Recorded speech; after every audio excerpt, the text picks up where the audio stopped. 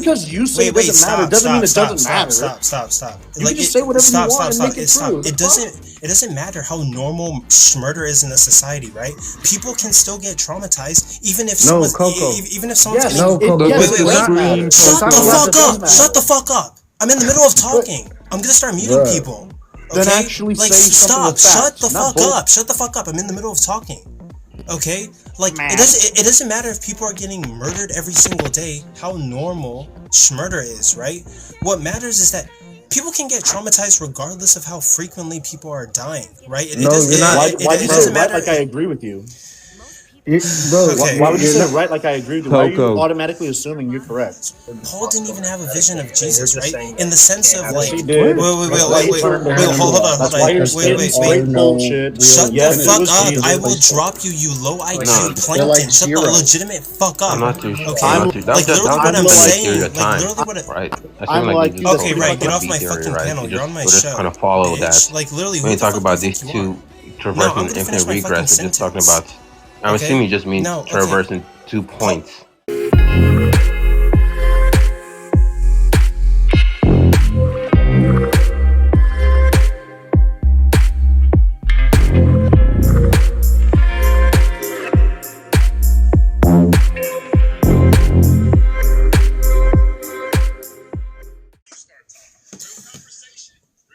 Oh shit.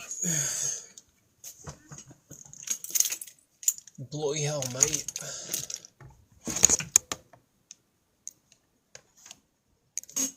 Okay, hold on.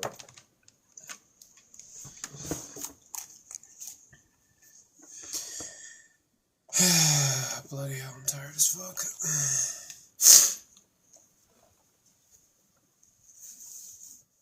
Oh, shit. Hopefully I got nothing in here.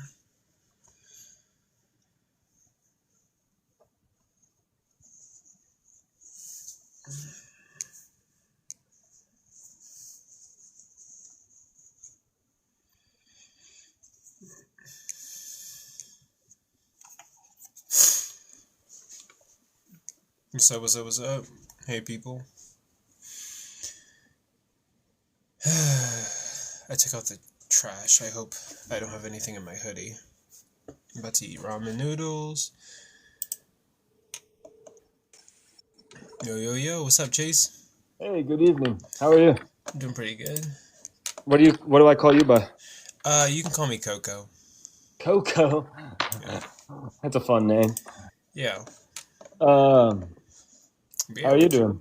I'm doing alright. I'm about to play Pokemon, eat ramen noodles, and have some conversations about the topic on the screen. Sounds like a good evening. Hell yeah. But you got anything for me? Yeah, I'd love to know. I mean, me personally, I would say, like, why aren't you a Christian? I just find it to not really be like a realistic worldview that like describes the data that I see in the world. I find like. What do you mean by that? I find it exactly the opposite. I mean, to me, like the Trinity, I see that everywhere I look. For me, like it's gonna be like things like divine hiddenness. For one, when people like. What's that? It's a philosophical issue that God seems to be hidden or unclear in regards to like his existence. So when it comes to like miracles, right? I'm agnostic. So I'm open-minded to the idea that like miracles possibly happen, but oftentimes I don't really find like a symmetry breaker between like miracles and something that can be explained by naturalism, or maybe something we don't even know yet. Because like historically, we used to say that like schizophrenia was like demon possession, right? But then eventually we studied neurology and we found out that it wasn't demon possession, it was something neurological. Sure. So there's kind of like, there's two hypotheses on the table. There's like science, naturalism, and then there's like Christianity or like theism. And I don't see like a symmetry breaker, which would be something that would lean me to either side. I think I'm more convinced of like science and like the atheist hypothesis given priors, but yeah. Yeah, well, I mean, first of all, I mean, if you don't mind, I'd like to make it, very clear that science isn't in contradiction with Christianity. I agree. Yeah, so some of our best scientists are Christian. Like, yeah, because the way you're like, there's science, naturalism, and then Christianity. I was like, well, that actually depends. Like if you believe in the Genesis account of creation, it is, or flat Earth. Many flat earthers have an interpretation of the Bible as being flat. Noah's flood never happened. That's in direct contradiction with science. I would say like it depends on what your hermeneutical principle is. If you're like a Genesis literalist, like you take it literally, then yeah, it contradicts with science. Some people interpret Noah's flood as like maybe a local flood. That's some interpretations, right? But if you actually believe that the entire earth was flooded, it's mathematically and scientifically impossible for such a thing to happen. And in fact, it would destroy all plant life. And given the animals that like Noah carried on his ark, it would be impossible for them to repopulate the earth and match up with what we see today in regards to taxonomy, evolution, and like all the different animals and stuff. Or a young Earth. There's like all kinds of problems with Noah's flood. Some people say it was a local. Basically, there's a whole bunch of the Bible. If you reinterpret it, then you can sort of make it match up. But basically, you would have to say the Christian God created the universe 13.8 billion years ago. And that's still an assertion because the universe could be older than the Big Bang event. And then billions of years later, like 4.5 billion years ago, formed like the Earth formed from an accretion disk, and that was like part of God's plan. And then God first put like microorganisms, the first single-celled organisms, and then through evolution, billions of years later, a species eventually evolved into humans. That would all be in keeping with science. Yep. Hey Coco, I think I'm gonna drop out. I was kind of just looking for a one-on-one conversation with somebody, not having like a panel discussion. Oh, I mean, like we can do that. Like we can have like an isolated one-on-one for a couple minutes. Well, I mean, my wife is almost home. I don't want to, hog the whole thing. And I mean, I would love to have a conversation with you, but it'll have to be brief. Forewarning. Okay. Oh yeah. I can be very brief. Oh, I mean, like, okay. If you have to go right now, you can. But like, well, not right now. I just like I'm not looking to have like I just don't have the time to be like like talking to you and then someone's cutting in and everything like that. And I'm not trying to be like like putting myself in the center or anything. I'm just putting up like, hey, this is my wife. It's my wife. She's almost home. I gotta be standing at the door at attention. Yeah. Okay. I mean, yeah. Send me a DM and like I can go live and like do a 1v1 with you. Yeah, for sure. I typically do that on like Monday and Tuesday. But yeah. Yeah. Okay. Well, I don't. But like I said, I don't want to. He got a phone call. It looks like his wife. Yeah, that's what I was thinking. Hey, Coco, I watched the end of the debate that a few days ago. Why did you cheat that one dude out of his win? What guy? The guy on the left. You cheated him. Are you talking about I'm kidding. I'm kidding. No, I saw all I caught was the dude was like, "This is bullshit. I should have won." He was like going off on you on your judgment, said you were biased and the whole thing. Oh yeah. Yeah, so recently Wisdom Songs debated somebody on the Trinity. And they asked me to be a judge. Now, I tried to be super fair. And like, I don't doubt that at all. Yeah, and like I was using the rubric that the guy gave me, and it was this rubric that was like 3 pages of like detailed analysis, and I was like, bro, this is crazy. And for me personally, I think like the Bible more so tells a story of a Trinitarian God. That's what I think, right? So like for a oneness to win an argument against like the Trinity, there's so many like verses he has to rebuttal, and I think it's like an uphill battle. right? Yeah. And so they just have to be like stupid good, right? They have to do like a really good job, and the Trinitarian has to do a really bad job. And I don't think that guy did a very good job, right?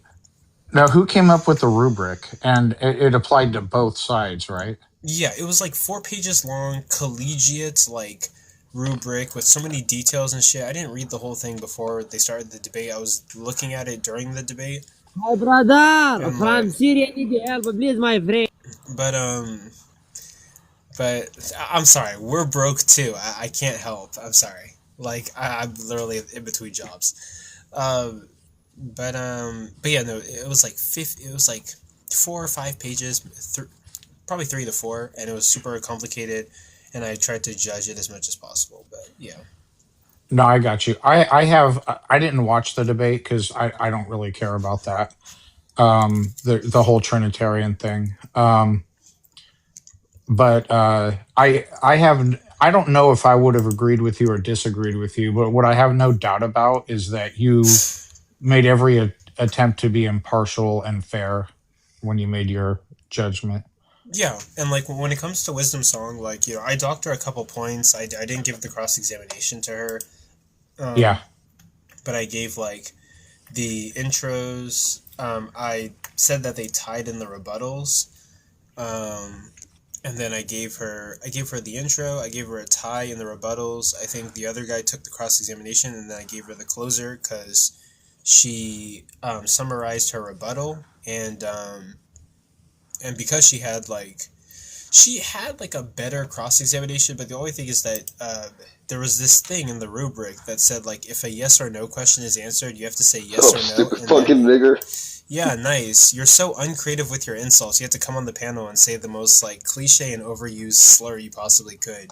You fucking low IQ, like, single cell braid, like plankton. Like, you're such a loser. But anyway. But no, like... Nigger! Awesome. Okay, so you guys are both losers. What is going on? Jesus. I don't know, like there's these people who are just like so brain dead and like low IQ that all they can do is come on a panel and shout the N-word. Like, at least be creative if you're gonna be like racist. Like, let's be so fucking honest. Like, dude, why are you requesting again? You fucking loser. I'm not bringing you up on the panel. Like, go and like be single and jerk off to porn. Like, I'm not bringing you up. Anyway. Oh yeah, I think Wisdom Song did a really good job. She definitely did a good job in her opening. She did pretty decent in her rebuttal. Cross-examinations, I probably would have given it to her, but she did. There was a stipulation in the rubric where you have to say yes or no to yes or no questions and then expand. She didn't do that. And so... Wow. Or she struggled with doing that, so like I docked points and gave it to the other guy, and then the closer, you know, she did a good job summarizing. Also, she got the other guy to concede in her cross-examination, so, okay. You know what's crazy? Oh yeah, she got the guy to concede in her cross-examination with her questions multiple times, but also, you know what's crazy? Wisdom Songs, when she first started debating on TikTok, right? Her first debate, she didn't do that great, right? She was kind of like bad at debating, and everyone was like, we're not sure if Wisdom Songs is going to be that great of a debater. But if you've kept up with Wisdom Songs in all of her debates, she's gotten better and better and better. And right now at her current level, like, Wisdom Songs is like a legit Christian apologist who... I'm a little bit afraid to debate, even, right? Like, she's sure? Like really fucking smart. Like, she's actually good. Have her debate me then. Oh, like on the Trinity or what? On anything. I mean, I'd like to do one about the resurrection if you'd be down. I mean, no, hell yeah. Wisdom Songs is on, like... I'm down. Yeah, when Wisdom Songs started, she wasn't really that good of a debater, but now she's fucking amazing. Like, Wisdom Songs is like, she's pretty peak. You're glazing her so much. No, she's actually good. Like, I've had multiple conversations with her, and she's incredibly intelligent and like very well spoken. I have a lot of respect for her I think in she's that well regard. spoken. I just think she's Well, a that's motivated awesome. reasoner, though. Well, That's I'm awesome. not going to say that her reason's right because I don't agree with her, but I will say that she engages honestly with the conversations, and that's refreshing. I don't know if it's honest if she's a motivated reasoner. I don't know if I've ever even spoke to her. I got a lot of backlash for judging a debate against her and someone else and choosing her, even though she was the Christian, because I genuinely thought she did better, and I got a lot of flack for that. Nah, if you thought that she genuinely did better, then I support your voting. I had a rubric. Yeah, no. Same. If you judged fairly and she came out on top, then I support you were you saying the that odd she man came out, out on though? top. No, I wasn't the odd man out. I think Coco, didn't you judge that debate too? I think so. Yeah, actually, it was Because you like, I remember like I was sitting, listening, taking notes. Was it 3 or 5? 3. Oh, so the majority got that. It was like a Trinitarian debate. No, it was problem of evil, but she flipped it on her head and said, "Okay, then I grant that my my God's view is subjective." What does that say now? I still grant that it's the moral authority, and I thought that was such an interesting twist. No, and it's not. It's so yes, stupid. it is. How did she No, it's defend the that? dumbest thing you could do. Well, I think it's interesting, but how does she defend that? I'm She gonna have to go defended back it by and listen saying to that it. that her still held to a standard, and that since that standard can be grounded logically, That's that just it not. should still be the standard. I didn't agree with that logic. It's not even I relevant to don't. the conversation of the problem of evil. That's why it's the dumbest thing you could say. But what it did was it threw her off, and it allowed for concessions on the other side. Who did it throw? So it's not that the argument won per se. Autumn? It's that Yeah. it threw the other person. Correct. It threw the other person, and that person could not. Okay, because already I'm thinking about all these different ways to counteract that I would argument. have easily taken the claim, right? And I'm like, I feel like you could very easily counteract that claim, but okay, so it was because it threw the other person off. I understand that's something you have to take into account when you judge on a debate. I don't know. But I don't know. I'm definitely gonna have to. Wait, so you're saying Coco, it's on your channel? I'll have to go back and take a look. There's no response? Yeah, I think it is. I'm gonna have to go back and listen. I know I got a lot of flack because people didn't like how I explained. Well, that's possible. I'm also not in a great frame to explain things right now. Based. What do you mean right now? It's a Thursday night. Let's say I partied like it's a Friday night. Elevated. But okay, I guess. I mean, me too, but no, I decided to get faded. Jesus Christ, hatred. Same. How's your husband? No, yeah. If I can't deal with know. like stupidity online without this. I don't think I've ever spoken to Wisdom Song personally, but I would be definitely interested in a debate, especially if it was surrounding something like the resurrection, like how we can know that it actually happened. Like She's very great with Trinitarianism as well. But honestly, here's the thing: I don't believe in God, but like the theology that I think could make sense, like I think is Trinitarianism. I have a really hard time understanding how people can argue for Unitarianism in the Bible. Wait, Trinitarian is just like logically impossible. Yes, but when we're looking at it biblically, right? I'm talking about within my internal critique of Christianity. I think that Unitarianism is indefensible when using the Bible. Whereas I get what you're saying. Yes, internally. Yeah, so Trinitarianism doesn't make sense in a vacuum, but it is the most biblical, is what you're saying. Correct. Yeah, I got you. No, I mean, there's plausible. I would agree with it from a New Testament perspective, but not from an Old Testament perspective. And that's I grant that the Bible contradicts. I grant that. You could definitely interpret the Bible in such a way that you can make sense of a Unitarian. Yeah. Sure, I just don't grant that that's what the text is saying. Okay. Yeah, I mean, like, yeah, like I think somebody who's won this, who's debating against a Trinitarian, I think yeah, like it's an uphill battle. I think the Bible does it does give the idea of three persons that share the same will, or some kind of like. I also Trinitarian don't thing. think that's an indefensible position given our current understanding of multiplicity of the brain and psychology, right? Like, it's not a stretch scientifically anymore. No, I mean, due to the law of transitivity, right? They would just have contradictions, right? Because here's a great example. Do you ever have that voice in your head that's like, "Hey, you are a fuck up. You're never gonna do anything good." Yeah, you have that voice in your head? Nah, mine tells me I'm perfect. Yeah, but that's fine too. You have a voice in your head still, right? Like yeah, one that's encouraging you, then, right? Yeah. This is called multiplicity theory. This is also where we're starting to understand that the integration of a child brain doesn't occur until the ages of 5 to 9. 9 being the very, very, very late end. But and until then, we contain multiple different states of self. It's very confusing. It seems very woo-woo. It's very scientific. It's where we get dissociative identity disorder. It's kind of how we discovered it.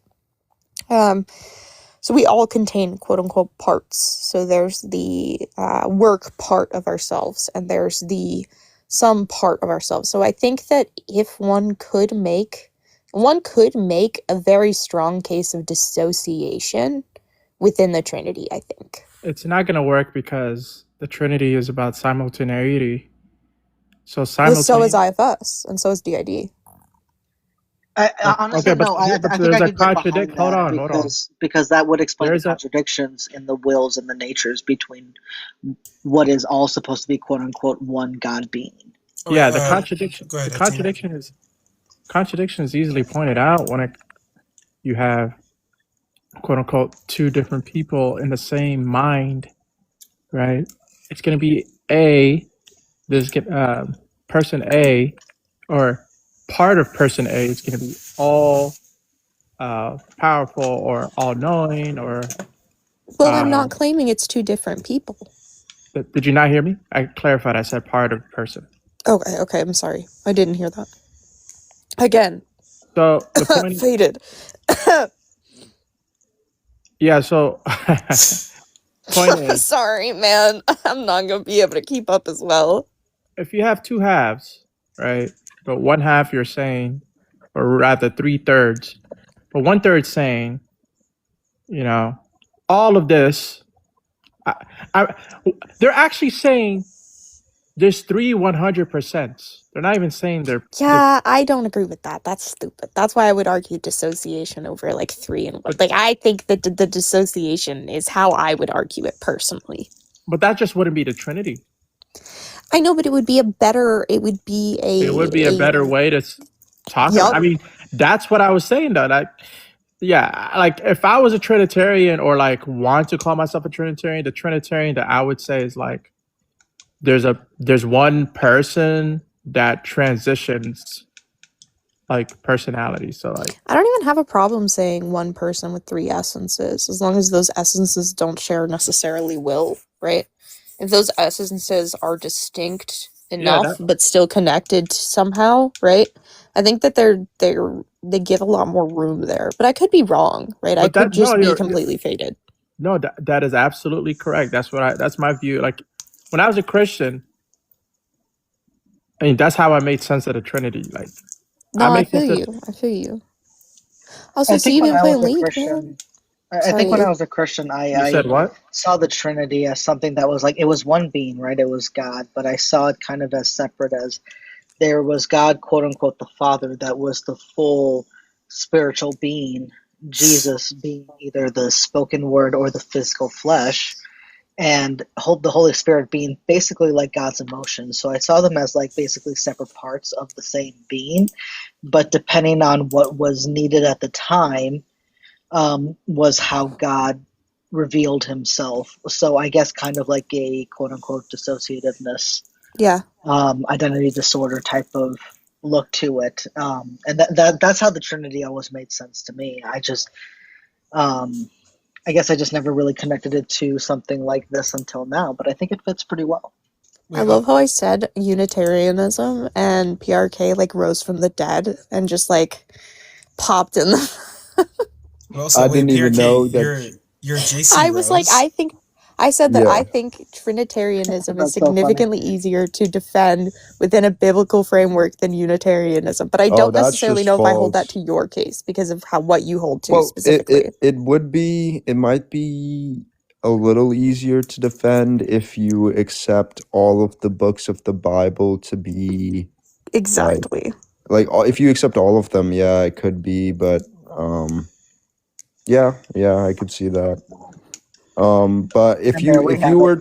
if you were to say that some books of the Bible are like unreliable or whatever, yeah, Unitarianism is way easier to defend in my view. Oh, I agree. And this is why I was saying like this is always weird to say like my theology, but that doesn't make sense because I'm not a Christian. But this is like when looking at the text from an internal perspective, this is my theology, quote unquote.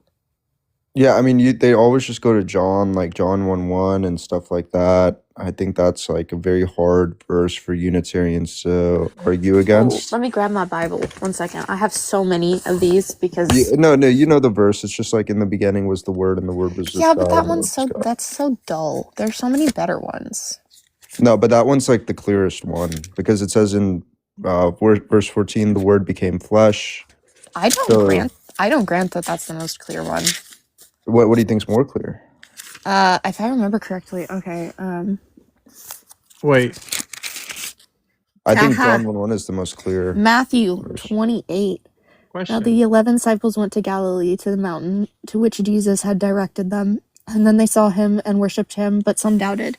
And Jesus came and said to them, all authority in heaven and on earth has been given to me. Go therefore and make disciples of all nations, baptizing them in the name of the Father and the Son and the Holy Spirit, teaching them to observe that I have commanded you, and behold, I am with you always unto the end of the age. I don't know how. I don't know. I don't know how it's that one's that clear because he's saying all authority has been given to me, right? So does God not have inherent authority? Like does God have to be given authority? I mean, that is kind of a strange thing to wrap your head around if that's what the author was trying to say. Without trying to sound so blasphemous, I would say that God giving his meat suit, his godly authority, would count with that, but it would still be God because it's his but that's essence that's modalism. taken, That's so. that's not something a Trinitarian would hold. Like they wouldn't say that Jesus is a meat suit of the Father. I think you could though if you're saying that Jesus was actually the Word that became flesh. Yeah, that's John 1:1. They would say he's incarnate, but he's a different person. Yeah, he's a different person, but he's still God. I'm looking at some of my other ones. That if he was a different like being or soul, but if he was literally the spoken word of God made flesh, then he is literally the essence of God as flesh. He is literally an extension of God. This references, so my Bible starts referencing 1 Corinthians. Wait, Missy, did you say something about League of Legends earlier? Yeah, I said I've been seeing that you've been playing League, and I've been like debating if I should get back into a stint. But I've been sober for like a year and a half. Wait, Missy, I wanted to hear what you want to say about Philippians. And then it was Corinthians. Oh, Corinthians. Yeah, I already put my Bible away because you missed this, but I'm faded. 1 Corinthians 15. 15:28, but I'll read a little before. For God has put all things in subjection under his feet. Who are we referring to with feet? One second. Yeah, that's God the Father put Jesus under subjection. That Jesus is subject to God. Okay. That's what it's saying there. I don't see all how that's things are put clear into at all. subjection. It is plain that he is accepted who put all things in subjection under him. And then we get to verse 28, where my study Bible, I'm going off of my study Bible now. That's fine. I just hope you know that. Love the honesty. That's good right there. Absolutely. When all things are subjected to him, then the Son himself will also be subjected to him, who put all things in subjection under him, that God may be all in all. Correct. Very well read. That was So good. it just seems as if Jesus is subject to God here, subordinate to God. I mean, I can't necessarily disagree with you here, but I 1 second. I have to look at my study Bible. This is why I have a study Bible. Respectfully, I don't have a whole lot of scripture necessarily to add to the everything. I'm a baby Christian, but I'm only a Christian literally by the faith. Like, and I'm not a if Christian, I You're a may baby share, Christian, you it'll should be probably quick. study more before coming on these No, panels. I am in study. I'm just saying, like, I'm studying. That's You know what I unfortunate mean? for you. I don't did he say that he's gonna fix you? That's what he says to everyone. Oh, but hold on. Let's address him. But hey, Tabor, welcome to the panel. My name is Coco. What you got for me today? I have an example, a different perspective. Go for it. Of what? So I didn't look at the Bible as a Christian God or anything of that. I just said, you know what? They say Father. Didn't really have one of those. I'm curious, right? Curiosity has gotten me into a lot of bad places, but curiosity has also gotten me in some really great opportunities. I learned the good opportunities from the bad because I tried the bad ones first. I'll be honest here. Hey, don't we all? School of Hard Knocks, am I right? Love it. Thank you guys for your understanding. That's awesome. But so I didn't grow up. You know what I mean? Like, I was in a weird state where I was a victim to the world. Everything was everyone else's fault. It was no fault of my own, right? I feel that. For years, well into my 20s. I realized that I was a child, right? And I was a drunk, and I was just not a man. I was a little boy walking around wearing big boy pants, right? And I hurt people. And I prayed prayers. And those prayers would come true, and I would deny them. Like, nope, that was coincidence. I just denied. And then recently, this past, I think, month, a man came to me and told me that the only way to repair a relationship you want to keep is for them to give you the pain that you gave them and give it back, right? Not hitting, not beating, not any of the crazy, like, explain it to me. Tell me what I did when I was blacked out drunk that I have no clue of, that I don't remember. Hold me accountable. Give it back to me. It's my pain to take, right? But the concept that I didn't understand is that it wasn't for anything more than allowing them to forgive me. Okay, but I guess what kind of perspective are you trying to give us in regards? Hold on, to, we're not there yet. Oh. Right? I heard some really horrible things, man. And in that very moment, my entire life, in like an instant, flashed in front of my eyes, and I saw how horrible I was. Do you think? And then I realized, I can't do this. This life thing, I can't do this. I really can't do this. I am so glad you found religion, my friend. Oh, God. Can I just say, I am so glad you have that in your life. Awesome. Hold on. That's very rude. That was not what I was getting at. Oh, no, if I may finish. Okay. And I just said, God, take it. And I went about my day. I felt it was completely numb. And I had really bad addictions to alcohol, marijuana, nicotine. Use code words for those. Like, say, like... Oh, I'm so sorry. Those other substances, right? And within 4 days, and those have haunted me my entire life, man. For like 12 years, I've tried to quit so many times. And in 4 days, they're all gone. And I started reading my Bible, man. Things started clicking. And I don't understand. I don't know what this is. I don't know if it's Christianity. I don't know if it's whatever, but it's working. Whatever that book says, dude, it's working. Wait, and I'm living proof, bro. I have a question. Call it what you want. Tabor. Yeah, for sure. Yeah, so I'm listening to what you're saying, and you said that you were going to offer a new perspective, and I'll be honest, I've heard nothing new.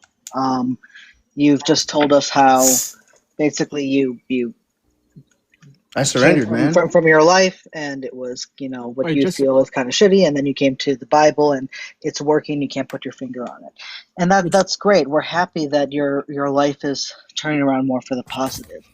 But the prompt up here is, why should I believe or trust in the Christian God? If you have belief in the Christian God, that's great. We want to talk to you about how you justify that. Your personal experience doesn't really show us that much. We're looking more for evidence. Can you? Well, in the Bible, it says that if you surrender. Well, not just to be clear, Tabor. Right. It sounds like you're saying something like, because it's working for me, therefore whatever it's saying is true. Well, we live our lives based off of evidence, don't we? No. Right? No matter what, it's evidence. Listen to what I'm saying. You're not listening. Things can work for you, and it wouldn't matter whether or not it's true. Yeah. So actually, something working for you does not mean that it's true. Guys. But if I can just input as a woman really quickly, we need to be so fucking careful here. Like, I'm being 100%. Like, what if you look at it from the point of view, like, dude, I've tried it my way for this long, man. I had no idea that these things happened. I'm holding myself accountable here. I get what you're saying. And you follow what the Bible tells you, the message behind it, not the words that are on the page. Well, right? You can do that without the Bible. Of what is being said. Well, hold on, guys. Wait, pause real quick. Okay, so first and foremost, we're really glad that you're here. We're sorry that you went through some experiences, and I'm glad. No, but it's all my fault, and that's okay. Well, yeah. So I'm really glad that religion helped you to not It wasn't religion. Whatever it is that you read in your Bible that helped you to not self-delete. That's awesome. But I haven't read my Bible. We're going about this the wrong way. I just realized, Coco. Yeah. Do you believe that there's a God, and by God we mean creator of the universe that has a mind? Yeah, for sure. Okay. And how do you get that from your experience? Yeah, I'm a bit. Well, because you got to look back on it. Make that connection. Make the connection how you experienced that there was a creator of the universe. Wait, also, I'm a bit confused. Wait, how did you find God even? Wait, so I didn't. So what are you talking? He found me. Okay, wait. How did that happen? What was that experience like?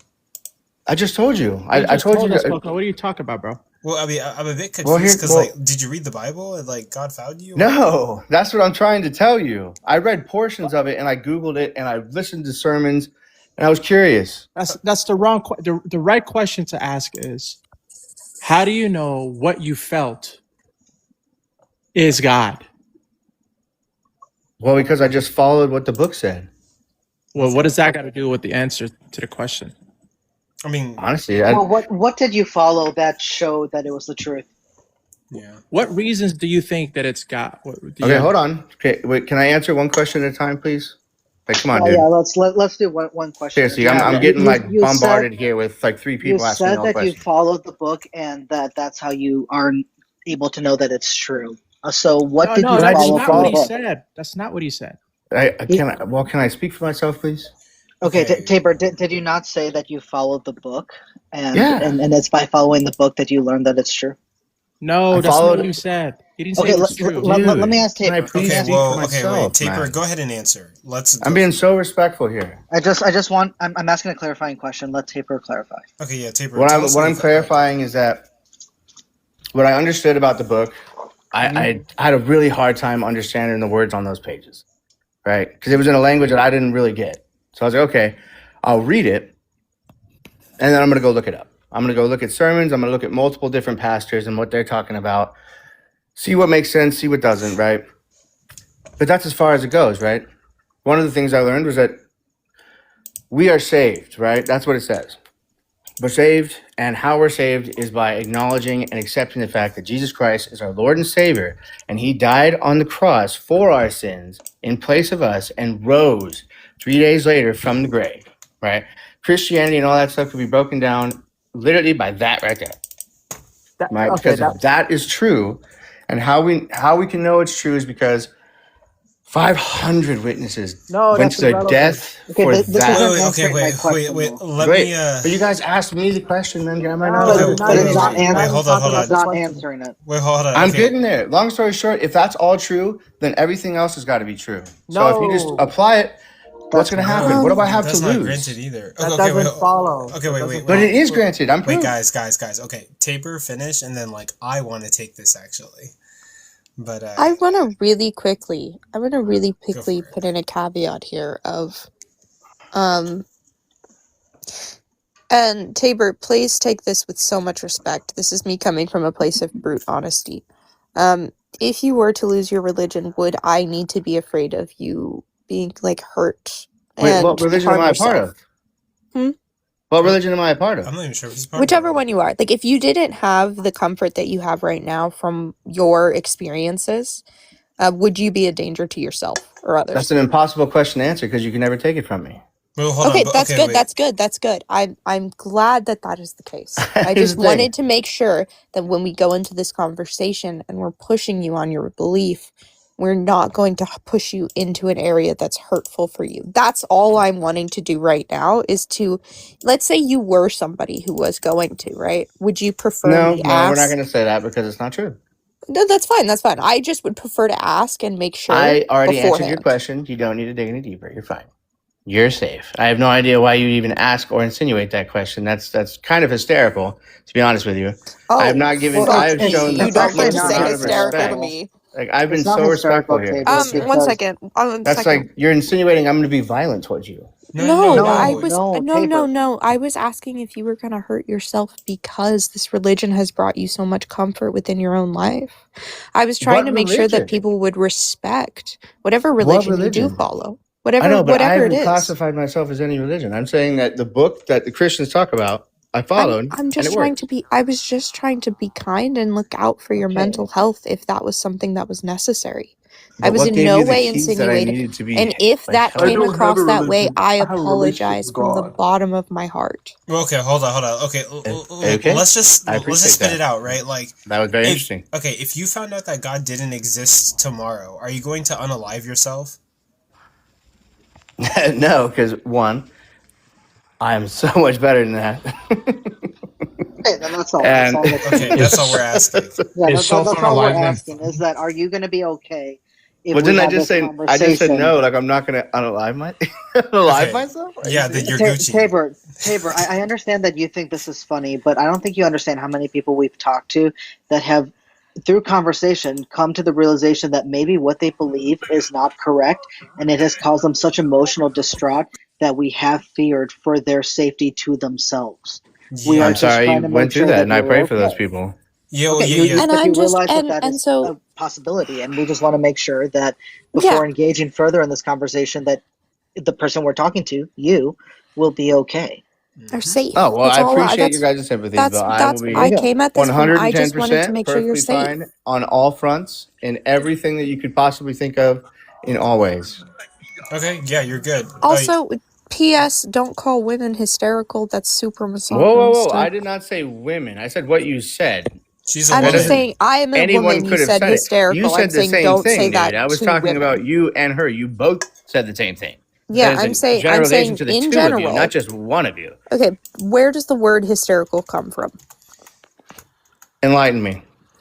Yeah, so the reason I'm saying don't use hysterical for women is because, do you know hysterectomy, hysterical, it typically refers to a womb. So when you call a woman hysterical, you're saying that her hormones are affecting her so bad she can't think straight. And so, like, I recognize you may not have known that. I'm starting to realize that this is definitely not going to be a conversation that I want to be a part of, knowing that what you guys stand on. Wait, no. I'm good. Thank you so much. God bless you. Wait. We're trying to have the conversation. I want to even. No, man. You guys are the ones that I've heard about. I'm all right. Thank you. It's okay. You can run. Goodbye, little boy. She's just telling you not to be. Wait, hold on. She's just telling you not to be misogynistic and telling you about like hystericalness. The history of hysterical. Just informing all 32 people in here that don't call women hysterical because it has roots in misogyny. Yeah, that's not like an if and or but thing. That's just like nobody knows those facts though. I mean, yeah, we're just trying to inform him, but also like we could have gotten to like debating him a little bit more quicker than like how that went, but I had to make sure he wasn't gonna hurt himself. I wish we did. Yeah, I'd love to get back to PRK and Trinitarianism. God damn it, that's actually disappointing. I wanted to literally talk about how, like, for fuck's sake, there wasn't 500 witnesses, god damn it. Paul said that there was 500 people, and we don't have 500 accounts. Fuck! What? Okay. Well, we Only can't one- substantiate that there were 500 witnesses, but it could be possible. I mean, why not? Okay, but 500, actually, sorry. 500 people seen it, but 500 people didn't write about it. Yeah, but also, like, sorry if that Yeah, was a bit... we wouldn't expect 500 people to write about it. Definitely I would. not. But also, I would write about it. That's crazy. Yeah, if you're It's just faith-based, irrational. Well, I you'd mean, accept that. man, this is only assuming you can write. Right. Oh my, the alcohol's getting... But sorry if that was a bit aggressive. But also, keep in mind that back then, the only people that were able to write stuff down were, like, the rich and privileged. Like, getting access to, like, ink... Says who? Well, yeah, so like... What do you mean says who? That's Hold just on. basic history. Yeah, so when Basic it comes... history. Yeah, so when it comes to history, right, like, it's hard... It was very hard to afford parchment or something to write stuff down on. That wasn't accessible to everybody. It was accessible only to, like, the rich, right? People who were rich had the money or the funds, right, to buy parchment or things to write stuff down or note take on, right? So, not everybody could just, like, write something down. But at the same time, even given that fact, it does work against Christianity because basically Paul is a speaker person for the church, right? He's writing letters to the church and also saying what the early church is telling him. And he's saying that, like, hey, 500 people saw Jesus resurrect. Well, these 500 people didn't write anything down. Maybe they were poor, didn't have access to parchment. And this is just a claim coming from Paul. And there's no way to verify this other than to trust Paul. And some people would say that what Paul is saying with the 500 is just creedal. It's like something we can't verify that might have been added to what Paul was writing to boost or create some kind of legitimacy for everything that he's saying. And like, I think... I don't know if that's like necessarily I understand the boosting credibility thing, and maybe some do argue this, but I mean, others argue that Paul just inherited some type of tradition about the 500, like you were mentioning before, from Christians that came before him, like Ehrman says that. Yeah, but were Mark and John wealthy people? Because they wrote, but John was a fisherman, and Mark was just a companion of Mark Peter. was written first, right? So when we're looking at the dating of the Gospels, we're looking at Mark first. Mark is our earliest. Now, I am very generous and give it around maybe within 20 years of Jesus's crucifixion. After that, we have Matthew and Luke, which seem to heavily take from Mark. And then John seems to be an amalgamation of the three. And so that's just important to keep in mind when speaking about like the historicity around the Gospels. Yeah. I'll be honest with you, I don't even grant that the Gospels were written by their namesakes, to be completely honest with you. We have books... To pull a Coco, based. Yeah, of course. Yeah. I'd say a group of people came together. Yeah, so let me explain that, right? So, I mean... I do not grant that, like, the Gospels were written by their namesakes because Jesus died in 33 AD. Your earliest Gospel is going to be Mark, and Mark is going to be in 70 AD. And sure, the other Gospels are going to be, like, later than that. Mark is going to say certain stuff about Jesus' life, and the claims just get more wild as you look at the Gospels that follow that are dated later and later and later. And also... May I ask a question? Oh, yeah, and then, like, last thing is, like, also... Mark is dated to 70 AD, but Mark doesn't become Mark, or the book of Mark, until 2nd century, when Irenaeus is the one who puts names on all of the Gospels, or names the authors, right? And this is weird, because in other books in the Bible, people identify themselves. Paul identifies himself, and there's like several other books. I read it on Bart Ehrman's blog, but other people in the Bible will say, I wrote this literature. But for the Gospels, they lacked no names, and like literally biblical scholars will say they're written anonymously, and we don't know what the names are until Irenaeus attributes the names 2nd century, basically, and that's years after Jesus dies. So like I have no reason to believe that these Gospels were actually written by their namesakes. What about the time gap? Welcome to ancient history, Coco. I mean, where everything isn't so tidy as it is in modern history. When I say time gap, I mean like, to me. What? Yeah. What do you mean by time gap, busy? I mean time gap, like like the age of like Jesus from like 20 to 30 something or whatever. Yeah, he wasn't doing anything at that time. What? The Son of God wasn't doing anything at that time. I think they called him. I think he was. I mean, I'm more convinced that he was. He was chilling. He was chilling. He was The- chilling, The bro. biblical, like, the biblical Avatar. answer He was would in be, that and ice he block. grew in wisdom and in stature and in favor with the Lord and Right, man. So it would be right. assumed that he would be ministering to Jews during this time. And, That and is Missy, at don't you least. think? It's assumption. Don't you think that verse is much more expected under the hypothesis that Jesus isn't God? I mean, you might actually make me become a Unitarian, and I'm not even a Christian. Like, I Yeah. want to talk to you, like, in Discord, but you're never there, you cunt. Yeah, I If mean, Jesus- Jesus grew in wisdom and stature and stuff like that, like Missy was saying, throughout his life. And in desperate moments, God raised Jesus from the dead because he like decided to raise an innocent man from the dead. But I'm not convinced that he's like God or anything like that. Easy. If Jesus is God and God is all knowing, Jesus should have come out the womb not only speaking, but like speaking every language in the world at the time. Not And if you take the internal doing critique. quantum I feel like his only purpose was to Well, not teach if you take the basic. internal critique that he's limiting his power for the sake of salvation, right? If you're going to take on that mantle of Jesus being a limitation and an extension of the Father rather than an entirely separate thing, I mean, I just think we need to be fair there, right? Like, that's... He can walk on water but not be bilingual? I'm just trying to be fair, man. I ain't even. I'm like the atheistest to atheist. I don't think mean, he walked on water. I don't think he turned like the bread to fed 5,000 people. Like, I think the only miracle that really happened was that God raised Jesus from the dead. And actually, if I can quickly interject, I know I'm new to the panel, but for his historical context, man, he would have been bilingual because at the time Rome was had conquered Israel, which means Jesus would have spoke Hebrew and Roman. But how is it he's born not being able to speak?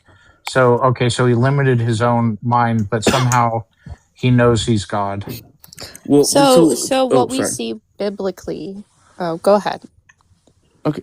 Sorry, I really did not mean to step on your toes there. I apologize. You're good. I was just going to say, so in a biblical sense, again, we're just going straight from the scriptures.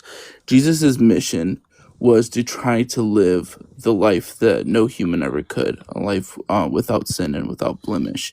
To do so, he would have to boil himself down to the template of what a human is and live through each of the agonies of that a human does, meaning he had to be scorned by his fellow humans. He had to be experience love loss. He had to experience alienation, all these things.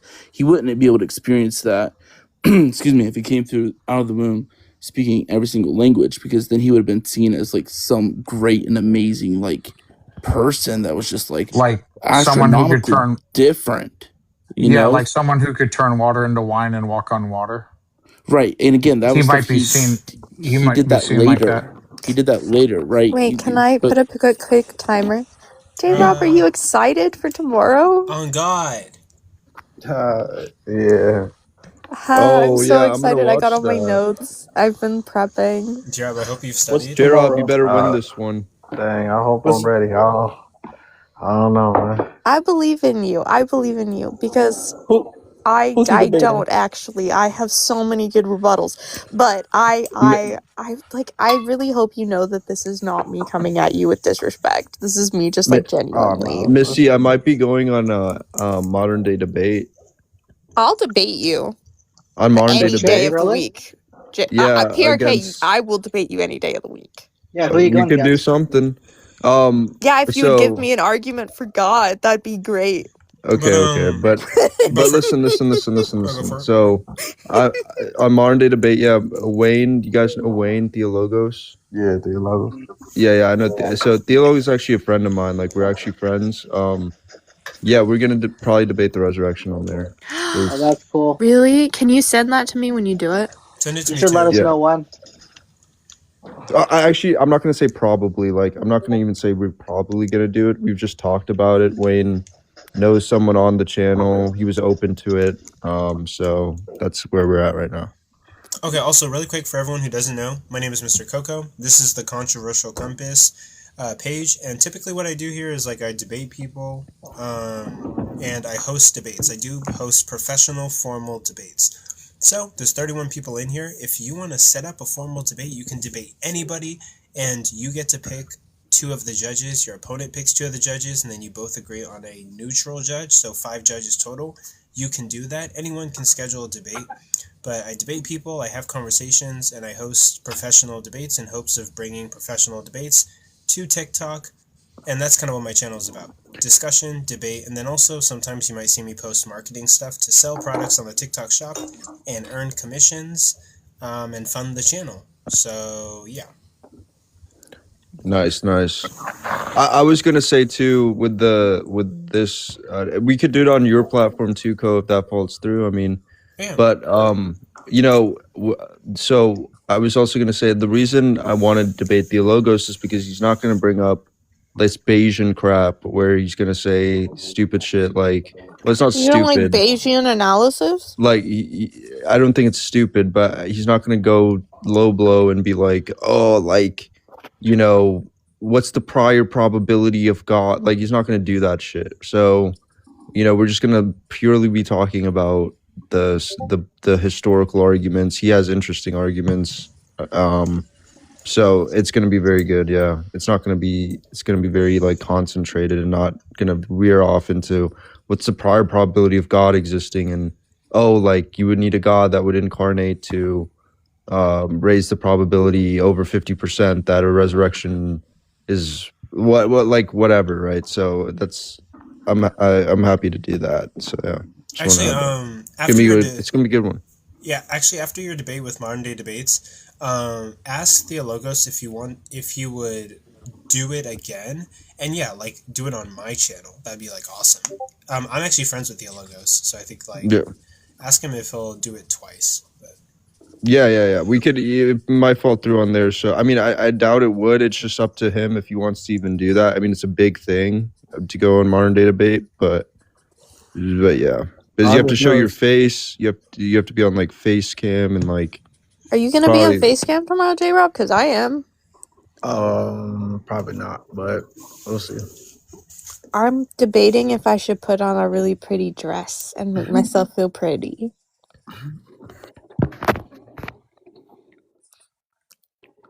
Yeah, Theologos has debated Kent Hovind, bro. You serious? Yeah, he has a debate against Kent Hovind. I gotta see that. Yeah. All the comments were kind of trashing him. It was all like Kent Hovind fans and shit. That's what's gonna happen on Modern Day Debate. Like all the comments are gonna be atheists being like, "Oh, like, yeah, that's all." But it's whatever. You have to remember that like your worth isn't dictated at what other people say. Yeah, I mean, I'm just not gonna like. I'm just gonna. And make also, my I'll case. beat them up. For the most part nowadays, I'm not gonna like force, like I've been saying, the resurrection down people's throat. All I'm gonna do now is just say, hey, people claim to have seen Jesus. It's up to you to make up your own conclusions. Because my main passion is not really to like sound smart or something like that, even though it may come off like this sometimes, but it's just how I am. But my main passion is to literally spread the resurrection, bro. I actually want people to be convinced of that. I mean, if I'm wrong for that, hey, but I think that it's, or at least people be convinced that it's like a reasonable people can come to the conclusion. And so that's what I'm trying to do. That's totally cool. You should spread the gospel, bro. That is the gospel. But yeah, J-Rob, you probably have some contentions. I saw That you in the what? comments. Let's run it, folks.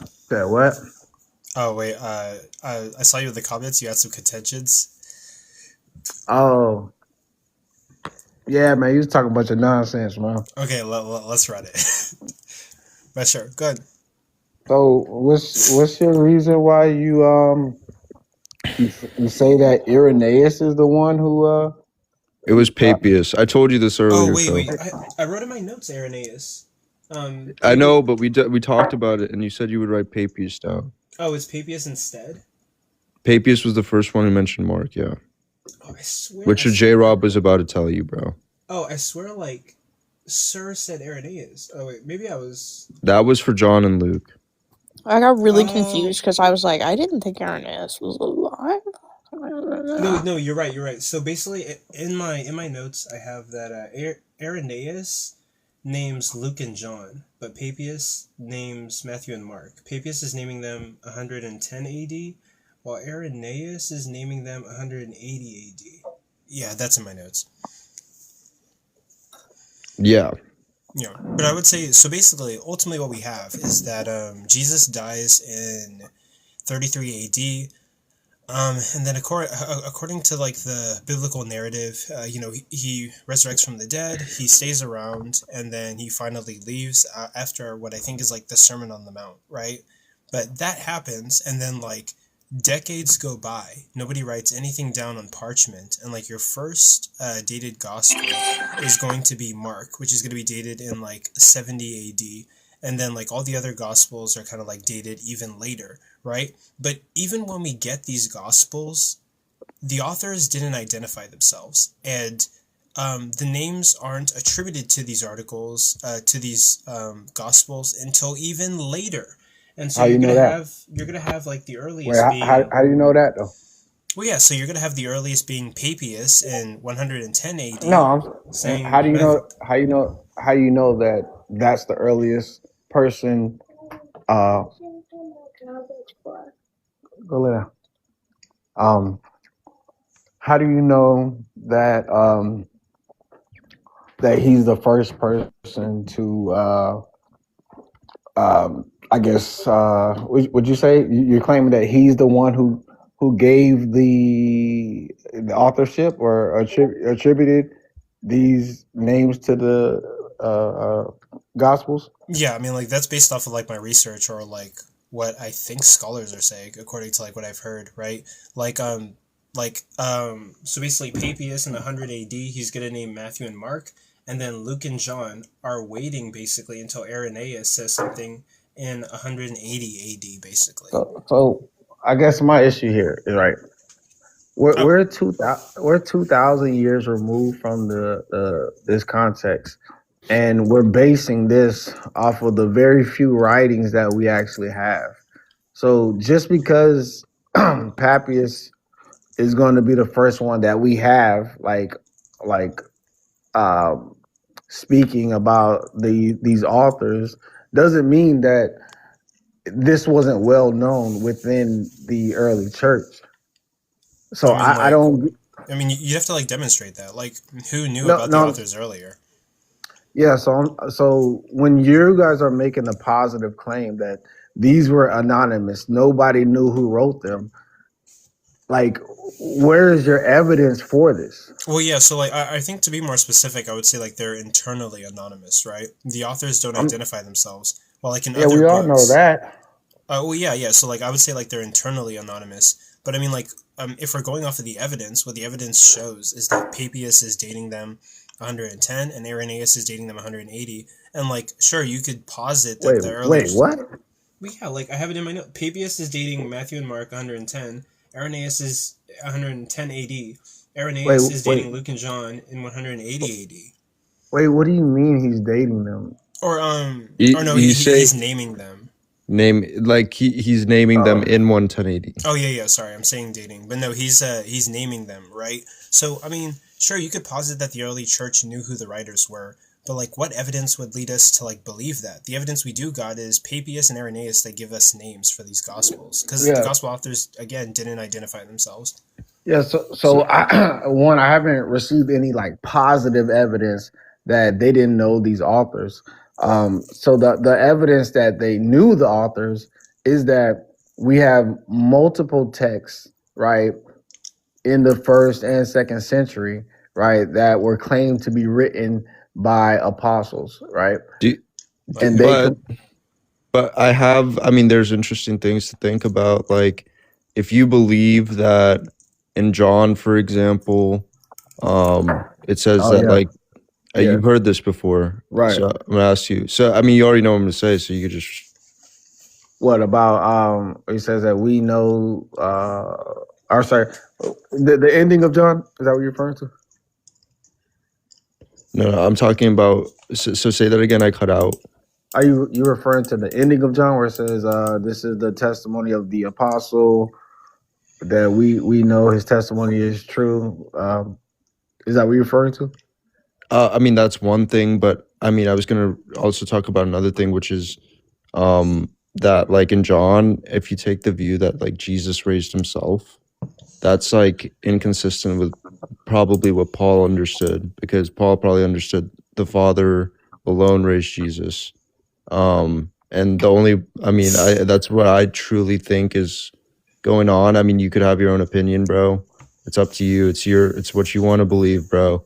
But I mean, that's another debate though. But like, are you just talking about divinity of Christ?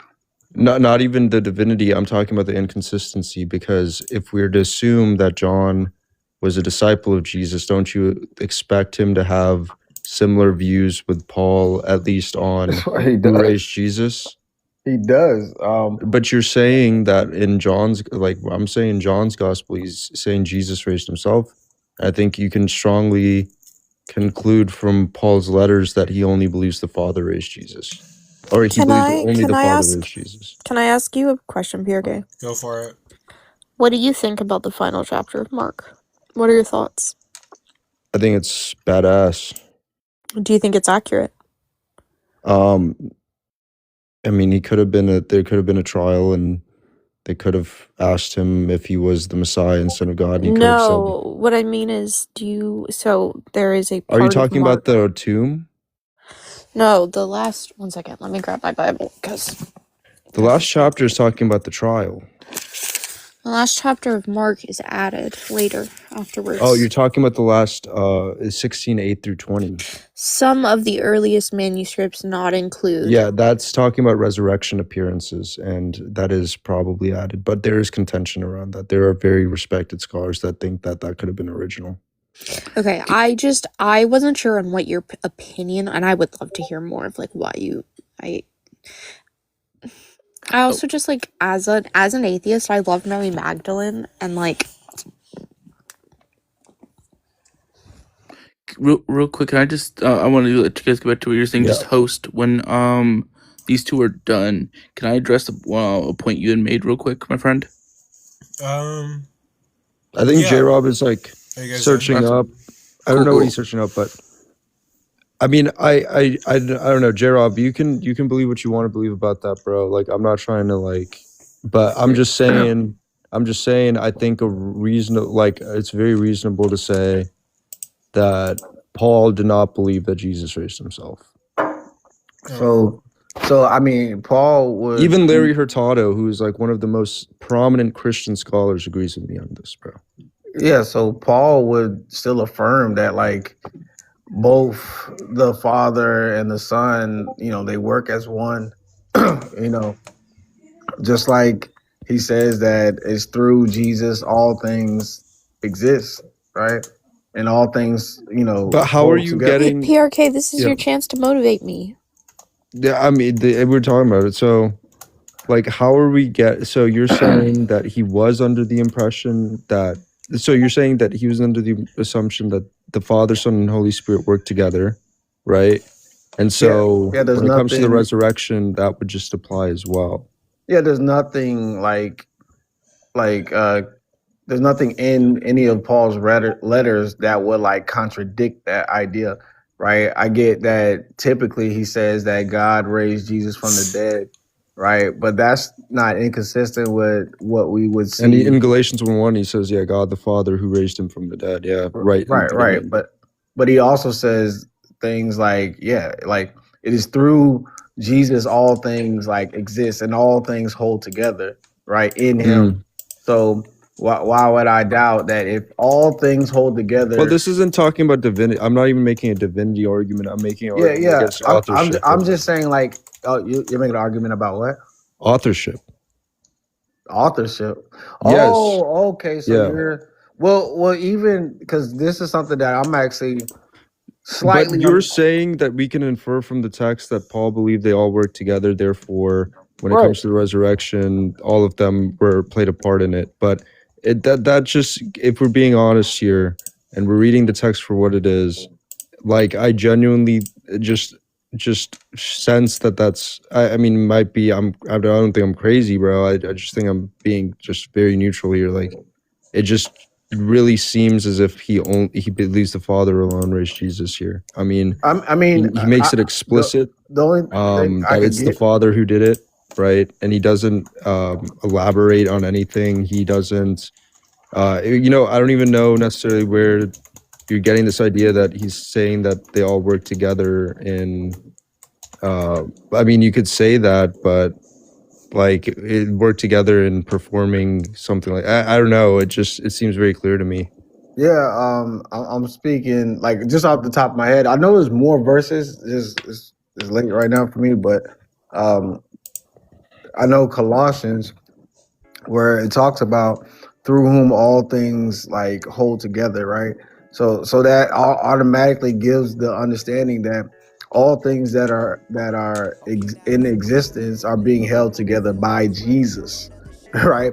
It is through him we have our being. You know what I'm saying? So when we're talking about the resurrection, why would I doubt that if everything that exists is being held together by Jesus, his own body, right, rising from the grave, is not out of his control under Paul's theology? If all things are held through Jesus, everything holds together through Jesus. All things that exist. Yeah, the Colossians I have to look into more just because I am skeptical on authorship there for sure a little bit, but I can see. I mean, from the survey I saw, it's like 50% of scholars think Paul wrote Colossians, so it's plausible he did. I think there's a couple other verses too that Paul writes. But I would note that I would suspect all of these scholars that say Paul wrote Colossians are Christian, and that's not a good look. I mean, I just always think that's a pretty bad look. Like Coco, what do you think? Like, if so, think about this. Like Colossians, right? All the Christian scholars say that Paul wrote it, and all the atheist scholars say that Paul didn't write it. So, what would you think about that? If you just had to go off of that. I mean, like, I'm pretty lenient. Like, I think I'm willing to grant that Paul wrote everything that is typically acclaimed of Paul. But you're saying what? Atheist scholars say what? And then the other all atheist scholars say that Paul didn't write it. All Christian scholars say that Paul did write it. So what do we do there? I mean, Paul is a deranged murderer. So, like... First Corinthians. Like, I could probably take the position that, like... 1 Corinthians 8:6? Yeah. Yeah. When we were I don't know why you pulled that up, Coco, when you say that, right? What is him having to be an ex-murderer? Like, do you not know how many, like, Christians used to have, like, extremely bad past lives, and then they receive the Holy Spirit, and then their lives are completely changed to living, like, really righteous lives? Yeah, so the way that I picture it is, like, I picture Paul basically being covered in Christian blood, and, like, he's walking on the road to Damascus, and he drastically changes into a Christian. I think Paul is, like, psychologically not all the way there, and drastically changed his life because he felt, like, very guilty.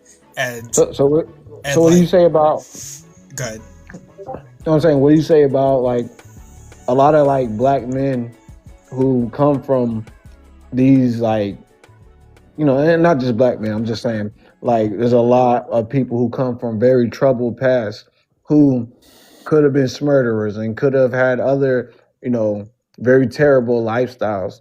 And then they have this experience with the Christian God, and now their lives are completely changed. They have great mental health, and they're, like Paul, he was given to the poor. He was out here helping communities. That is You know what I'm saying? true. Like, how can we say that Paul is like super mentally ill when this dude was like super top tier moral person after his appearance of Jesus? Like, this dude was like, if you lie, you're not going to inherit the kingdom of God. If you like, he's not a, like he I don't know. It's just the biggest like that would be the craziest thing if Paul was like not an upstanding dude, bro. In my view. Yeah. So for me personally, like, I don't have a problem. Well, so for me personally, like, I don't have a problem granting that Paul wrote everything that he wrote, but if a majority of atheist scholars is saying that he didn't, I mean, it would work towards like the narrative. Some of them, right? The majority of atheist scholars think he wrote 7 letters.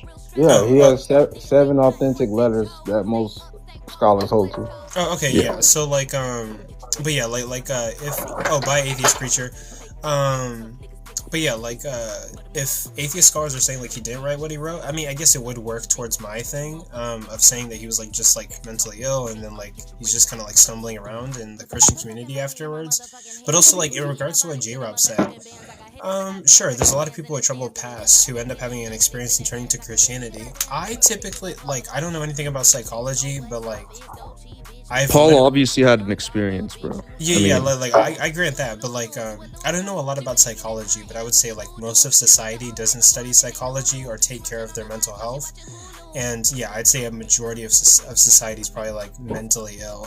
He would never adopt a view that the Messiah was humiliated by the Romans if it weren't for an experience, and he would never have brought Christianity as far as he did if it wasn't for it either. Like, I just don't see it, bro. I like whatever experience. Like, here's the thing, where in the literature do we see projections of enemy apparitions or projections of enemies in visions? Where do you see that? Enemy apparition. Like, where would an enemy of the person in question like hallucinate seeing them risen? Do you think that happens? I don't think that happens, but I'm pretty sure that if we go through the Bible, there are probably like enemies of Christianity or the Christian God that have like some kind of vision of like an angel or something. Sure.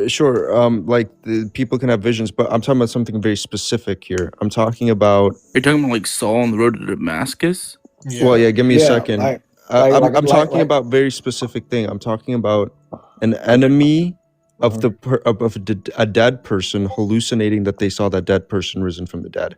Where does that happen, Coco? Where does that happen? No, like, I'll grant that's like a very special thing. Yeah. Yeah, naturalistically, we don't have that. Yeah, that's highly unlikely. Like, it's one thing if we're talking about his mother, his closest friends, you know what I'm saying? But we're talking about a person that's like, yeah, hell no. F them Christians. I mean, like I have a naturalistic explanation for it easily. What is that? I mean, like I'm granting it doesn't happen in the Bible like frequently, but like I have a naturalistic. Doesn't happen in the Bible. Doesn't happen in general. We're talking about general literature. Oh no, like it's very well possible. Like, yeah, somebody could literally like murder somebody and then like be rock climbing in the desert and like feel like guilt, and then have that guilt plus maybe other variables contribute to them having a vision. By the way, his vision is not even that specific, right? I'd be more convinced that like Paul actually saw like Jesus if for his vision he was able to describe details in Jesus's face, and then when he gets to the when he gets wait, hold on. So like, why would Paul hold on, Jesus' face? Wait, not in the middle of my sentence, please shut up. Right, so like, so I would be more convinced of like Paul's vision, right? If he was able to describe Jesus's face, then whenever he met with the apostles and like, you know, the disciples, he described Jesus's face to them, and they were like, "Oh my gosh, that's exactly what Jesus looked like." Because Coco, after all, if this happens, why is it not like then we should have reports of this happening, right? If there's like other people should have guilt unaliving their enemies and then having hallucinations of seeing them them dead. Like, hold on. are there examples of this? You don't think that some people who murder people have like guilty conscience or have like no, I think you're dreams of, like, assuming that it's like you're assuming that's like a psychological thing. I don't think it is actually common. I'm pretty sure that happens. I don't think that happens. JC, before did I want to make sure I didn't misunderstand you. Did you ask for examples, like both like of personal accounts or that happening in like general literature? Yeah, it's not in the literature. I'm getting that from Justin B.A.A.S.H. He debated Bar Ehrman on the Resurrection, and he mentioned this. It's not in the literature anywhere that people enemies project visions of a dead person, or somebody projects a vision of has a projection of an enemy apparition. If we're talking like general literature, there's definitely like general literature that has that from. What are they, fictional stories, or are they? That's why I was asking. When you say is my mic? Oh, there we go. And when you say literature, are we talking like biblical, or what are we talking? No, we're just talking about actual cases. We're just talking about like historical. Actual cases. Okay, when you say literature, I wanted to make sure we were like scientific literature. Got you. Historical literature. Yeah. Got you. Okay. Well, yeah. So for the record, right? Like, well, okay. I probably have to look and find you examples. But what we do know is that people who murder has like psychological like detriments to the human mind, right? And people can feel guilt. Guilt causes people to feel or act in crazy ways, right? So Paul goes on the road to Damascus, and like his vision is not like that specific. It's simply he sees a bright light and he says that he hears a voice, right? That's literally identical to people who are trapped in the desert and are starving or thirsty. They might hear things that are not actually there, and they might see things that are actually not there, right? Now, if Paul was able to like describe Jesus' face, like the specifics, he meets up with the disciples and describes it to them, and they're shocked because Paul never met Jesus, Paul never interacted with Jesus, and he's able to describe Jesus' features. That'd be a little bit more convincing to me, right? But the fact that his experience is like literally one-to-one with somebody who's just dehydrated in the desert, like, there's easily a naturalistic explanation for that. Plus there's guilt a couple and everything else. Couple things with that, because he had eyewitnesses with him, right? And they both are, multiple people were there, and they witnessed a bright light, and they heard a noise that sounded like somebody speaking. So it's not like it. I'm not even sure about like it sounded like someone speaking. They just heard a noise that they couldn't really comprehend. No, it says that they heard the voice, but they couldn't understand. What it was saying. You're right. Well, yeah, and could have been an animal. Okay, what's this bright light in the sky? The sun. The sun is the bright light. But it's just like Coco.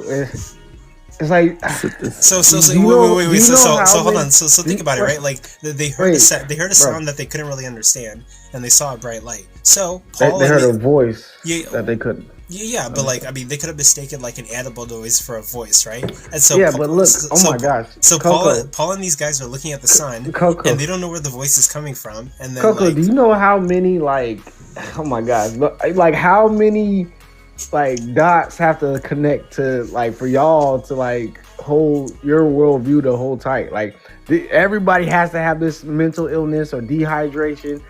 Everybody has to be having this hallucination. You know what I'm saying?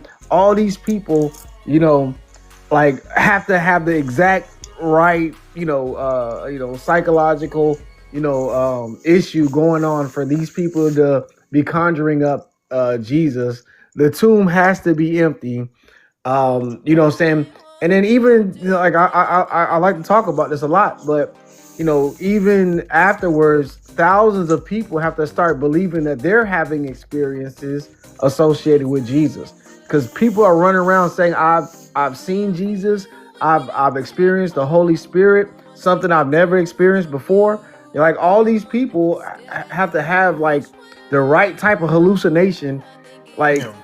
Consistently. At some point you have to realize that there's a pattern going on, with these supernatural experiences with Jesus. Well, hold on. So let me answer to that. So Okay, there's 2 points that I do want to answer to. For one, when it comes so yeah, hold up. But like, when it comes to the narrative of Jesus, right? There was a lot written about Jesus. There were so many different like parchments, articles, and testimonies, right? Not all of them were put in the Bible. A lot of them were like disregarded, or like the church didn't take them in. So there was a lot of crazy people saying like crazy things about Jesus, that he was doing magic and whatnot, and not all of it was put into the Bible in order to. But that's like 2nd century though. That's like well, yeah. So like tons of people are saying a bunch of random stuff. Not all experiences are going to be taken seriously. But all these people aren't saying that they saw Jesus. These are letters from people that are like saying, "Oh, this was written by Mary. Oh, this was written by Thomas. Oh, this was written by Barnabas." Right? These aren't actually like people walking around saying that they were with Jesus. They're writing these letters. You know, what it called? They're forging these letters or whatever, claiming that they're written by somebody that they weren't, right? And that's going to be different, a distinction between, you know, all these people having these experiences, willing to be persecuted and unalived. So let me ask you this, right? So like there's like millions of people around the world who claim that like God like spoke to them. Do you think like every single one is a legitimate experience with God? Every single one? Yeah. I mean, of course not every single one, no. Yeah, so there's going to be like some people who like you might not consider. Now like when it comes to my worldview, I'm not saying that it's impossible for people to have like experience with God. Sure, that's possible, but we have to evaluate these experiences, right? But like if somebody comes to me and tells me that like I was riding in a truck, my truck flipped 3 times, I fell into a ditch, I saw a bright light, and I thought it was an angel, and I converted to Christianity. I'm open-minded to the possibility that it can be God, but it could also be the possibility, very well possible in naturalism, that this person has adrenaline running through their veins, that they got a concussion because they fell into the ditch, and they saw lights coming from the traffic, street lights, or whatever the case may be, and they misinterpreted it as an angel, and ended up converting into like Christianity. Real quick though, I wanted to touch on something for a while that you had said. You had remarked on, I just PRK is trying to get back up. Oh wait, I thought I let him up. Is he not up? I think he's. Oh, he's up there. My fault. Okay, but say your thing, and then I'll let J-Rob respond, and then we'll go. He's a teacupping right now. Okay. Say your thing, Goofy Dad. I'll let J-Rob respond. Yeah, he's teacupping. Yeah, that's what I'm saying. Goofy. Oh, I thought you were talking about PRK. Okay, so say your thing. Yeah, so I was gonna say, like you're talking about like those, like I guess one-off type of experiences where this person, you know, there's a lot of factors, a lot of data that we don't have, right?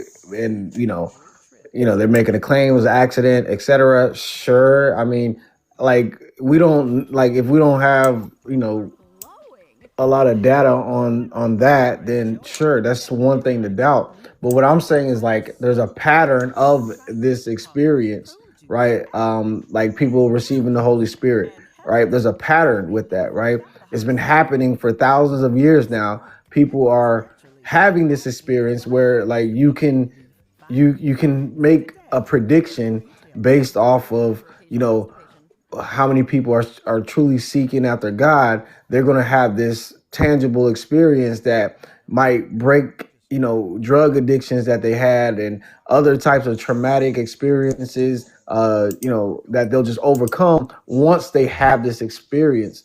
And that's the pattern I'm talking about. Yeah, we could debate some of these, but when there's like just a consistent pattern going on, at some point you got to just look like, dang, a lot has to happen for all this to continue to be an ongoing issue, right? Yeah. I mean, those prophecies, like just think about it, like some Jewish man, some Jewish carpenter who rode on a donkey says, hey, yeah, guess what? One day, a whole bunch of people are going to be having these experiences about me, and they're going to preach my message all across the world, right? How many, like, what are the odds? What are the chances you think some random Jewish carpenter who got put on a cross, what are the chances you think that that's actually going to be fulfilled? Okay, well, yeah. So, Okay, so You want me to read numbers? well, yeah. So like, I'll address a couple things, and then like I'll address that. But ultimately, when it comes to the miracles, right? Like, I'm open-minded that the miracles like could be God. Let's say that we discount the truck incident, but every single time someone comes to me with their personal testimony, when they say like, hey, I got a personal testimony, I want to express it, I'm excited. I'm waiting for something that's going to like change my worldview or change my mind, right? But oftentimes, like, there is some kind of naturalistic explanation that I can provide, or some kind of axiom that I can provide. For one, since the beginning of time, people have been coming up with gods to explain things that they didn't understand, right? Even before Judaism, we had Mesopotamian gods. I think it's called Enuma Elish, and Enuma Elish had to battle the god of water and, you know, overcome the darkness, and there's similarities between that and Genesis. People have a tendency to like put gods in the areas in which they can't explain. And I could go on about like the Greeks thinking that the god pulled the sun through the sky on the chariot, or us thinking that people who had schizophrenia had like demonic possession until we studied neurology. So even if we don't have the answers to explain like these supernatural occurrences that science can't explain, we've done God of the Gaps in the past, and so because of our priors, we can't really do that again. And humans will always put something supernatural to give them some kind of hope in the areas of which we like don't understand. So like, I'm not saying like every single miracle out there they have mental disorder, but I need to evaluate the variables of it and like look into it. And we also have stuff like Black Science said in the comment, placebo effect. Some people, okay, so another example, some people might have a dream, and let's say that in their dream God said somebody's gonna visit you in the supermarket and talk to you about like Christianity, and then like 3 days later they're walking in the supermarket and a priest is like, hey, come sit down with me, something told me to tell you about Christianity. Now it could be God, but also at the same time there's a naturalistic explanation for that. People have dreams, secular and religious, right, of certain places, certain faces in certain areas, and they predict the future with their dreams.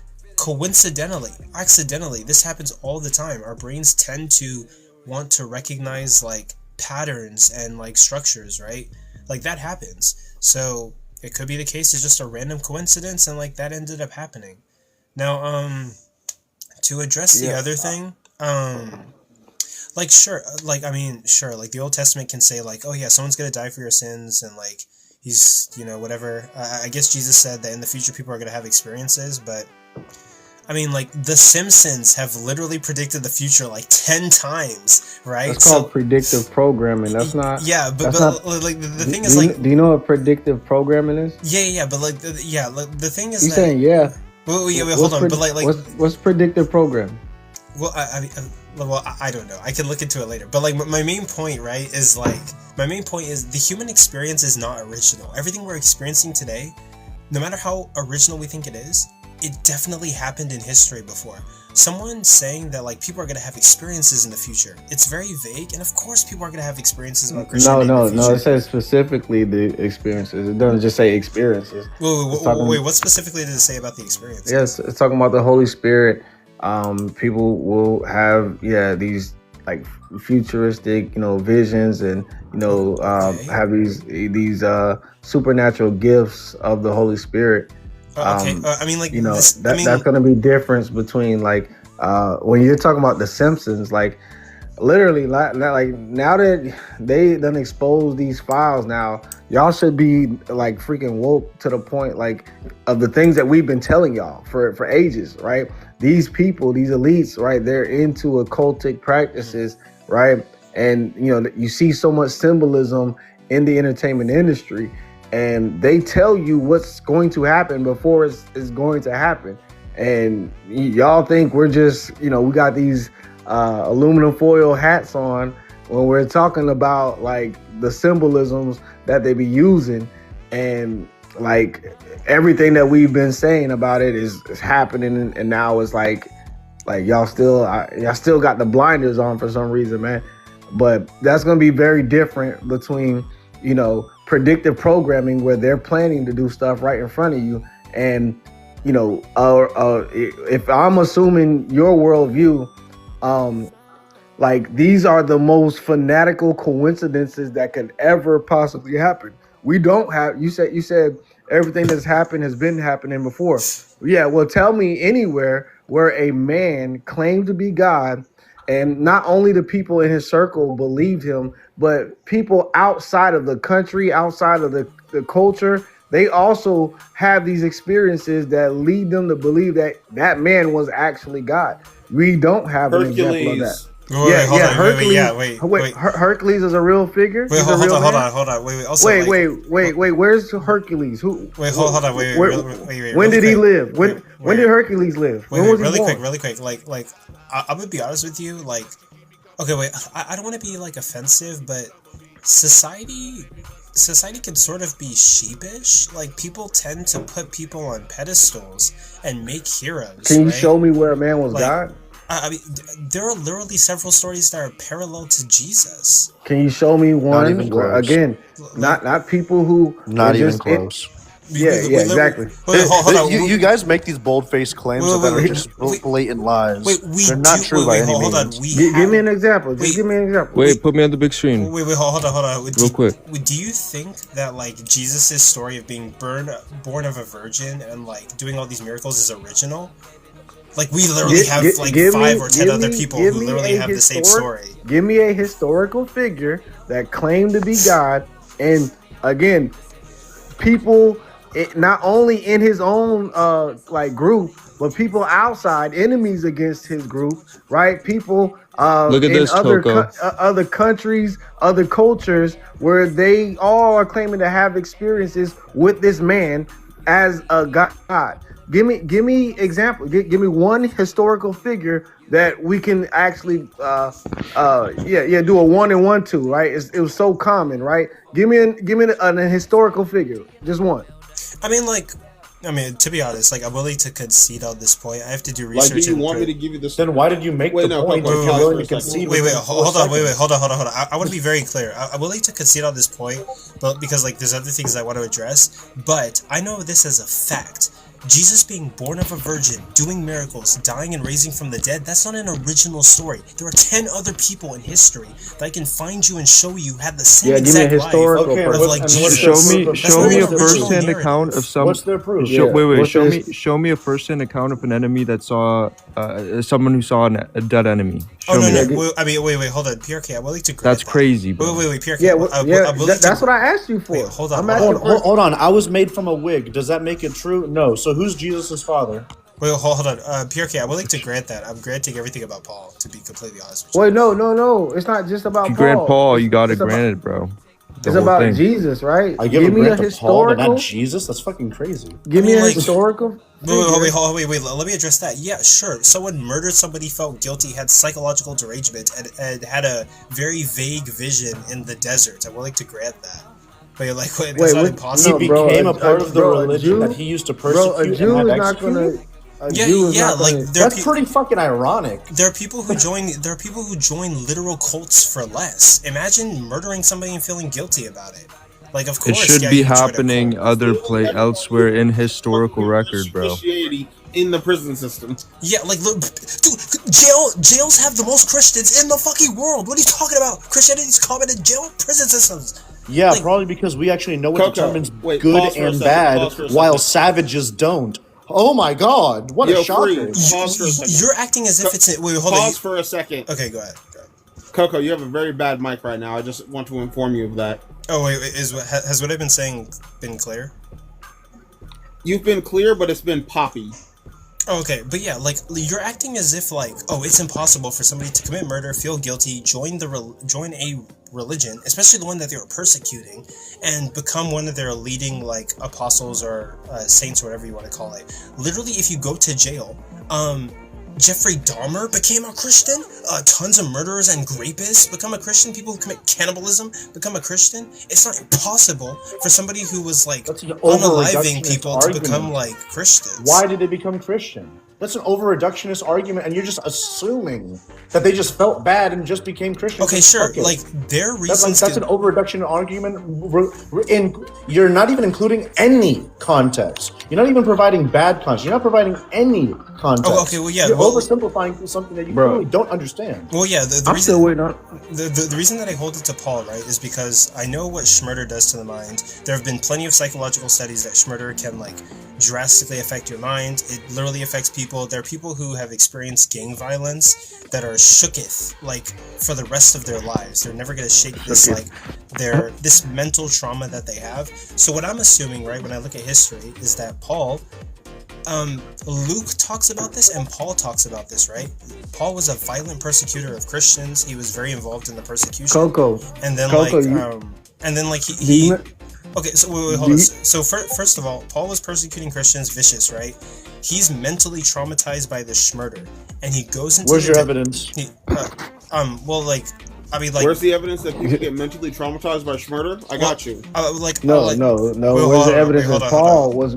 Where's the evidence that Paul? Show me the evidence before he turned to Christ that he realized the evil that he had done and wanted to change his ways. Well, that's not the claim that I'm making. I don't have the claim that I'm making. making. You very much should be able to make that claim. How are you not making that claim? I would like to clarify. Please tell me how you're not making that claim. Yeah, like, I would love to clarify, right? Paul is schmurdering people, and I would say that up until his travel on the road to Damascus, in a society where that's the norm. Wait, that doesn't matter. Like, there are people. Yes, it very much does matter. Why would you think you're committing? Wait, hold on. You guys, wait, stop shoving your opinions in my mouth and let me finish, okay? Then speak facts, not opinions. Wait, I am speaking facts. The reason that you're not even close. No, wait, hold on. The reason that doesn't matter is because you have whole fucking neighborhoods that are affected by gang violence. Do you think it matters that, like, it's a normal thing that happens? Not everybody. Hold on. Do you think that people can't get traumatized if they live in Detroit, Michigan, and they wake up to bullets firing past their house? Yeah, but they're not the ones that are not used to being around bullets. They're not the ones that are living that lifestyle. Desensitized to such things. It doesn't fucking matter if they're desensitized. Yes, it does matter. What the fuck are you talking about? You're talking about an already Christian-built nation. We're talking about 2,000 years ago before the values of Christ. Wait, hold on. Just because you say it doesn't matter doesn't mean it doesn't matter. Stop. You can just say whatever you want and make it true. It doesn't matter how normal murder is in a society, right? People can still get traumatized even if someone's Shut the fuck up. I'm in the middle of talking. I'm gonna start muting people. Okay? Then actually say something with facts. Shut the fuck up. I'm in the middle of talking. Okay? Like, it doesn't matter if people are getting murdered every single day, how normal murder is, right? What matters is that people can get traumatized regardless of how frequently people are dying, right? It doesn't matter. Like, I agree with you. Okay. Why would you say right like I agree with you? Why are you automatically assuming you're correct? Look at the screen. It says there aren't well-documented cases in the scientific literature where someone specifically hallucinated a dead enemy as a resurrected bodily presence, in the sense of seeing them alive again after death, as far as clinical reports go. But, I mean, like, hold on. PRK, I'm willing to grant that. I'm willing to grant it's never happened before, right? But the issue is that, like, Paul's vision literally is one-to-one with anybody, right, who is in the desert and just thirsty, dehydrated, malnourished. Then why hasn't it happened again? There's nothing specific. Right. There's nothing specific about. Where's the one-to-one? Where's another example? All Paul's vision is that he saw a bright light and heard voices. I just gave ChatGPT type criteria. This man provides zero context and says, I'm speaking back. So the first thing I asked it was, do historians think it's likely that another person made the claim that they saw a dead enemy? And they say it's unlikely. They gave examples of, like, Plutarch and seeing, like, enemy ghosts and stuff, but historians wouldn't think that it's likely that those people actually said that they saw enemies or whatever, and it's like a legendary thing. So that's the first thing I showed. And then the second thing was, in the scientific literature, do people project hallucinations of dead enemies or something resurrected? And I can show you the question I gave it, and it. Well, okay, yeah. So here's my critique to that, right? So again, Paul's a vicious murderer, murdering Christians, right? The Christians were probably saying things about Christianity. He got some details, right? Paul feels guilty. He goes into the desert. He sees a bright light, and, like, what you're doing research on, right? It's saying like, has anybody had visions of like their enemies? Paul didn't even have a vision of Jesus, right? In the sense of like, he did. wait, hold on. That's why you're spitting straight bullshit. Shut the fuck up! Jesus. I will drop you, you low IQ plankton. Shut the legitimate fuck up. Okay, like literally what I'm saying, like literally what. I'm like you. Okay, right. Get off my fucking panel. You're on my show, bitch. Like literally, who the fuck do you think you are? No, I'm gonna finish my fucking sentence. Okay? No, okay. Paul. Okay, so Paul technically, right? I'm not saying that he had an experience or he had a vision, right? Of Jesus, but it wasn't specific, right? Like, you did a research on ChatGPT of like, do people have like visions of their enemies? Paul didn't have a vision in the sense of that he saw Jesus, right? He didn't have a vision of his enemy. But what he does have a vision of is like a bright light, and he hears a voice. Now, no, no, he saw Jesus.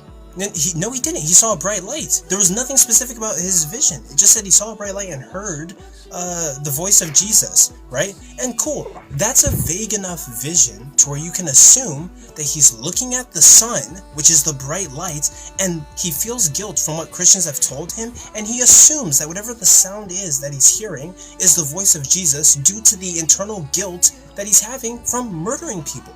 And he doesn't have it until, oh yeah, pay attention to this. He doesn't have his vision, not before, not after, but when he's in the desert. So it's most likely, right, given a naturalistic explanation, the naturalistic explanation is always going to be more probable than the supernatural explanation.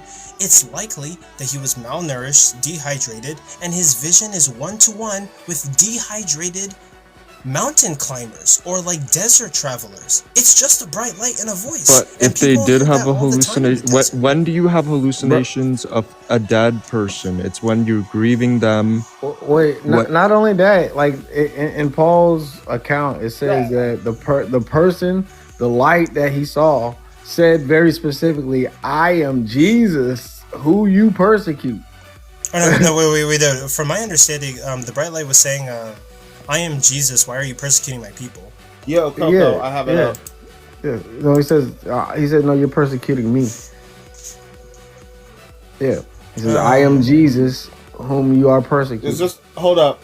Never mind. Maybe I'm wrong. Of this is the right verse. Okay, yeah, I'll concede on that. I think I was wrong. J-Rob. You said what? Is this the right verse? Yeah. Is this the right verse? Yeah.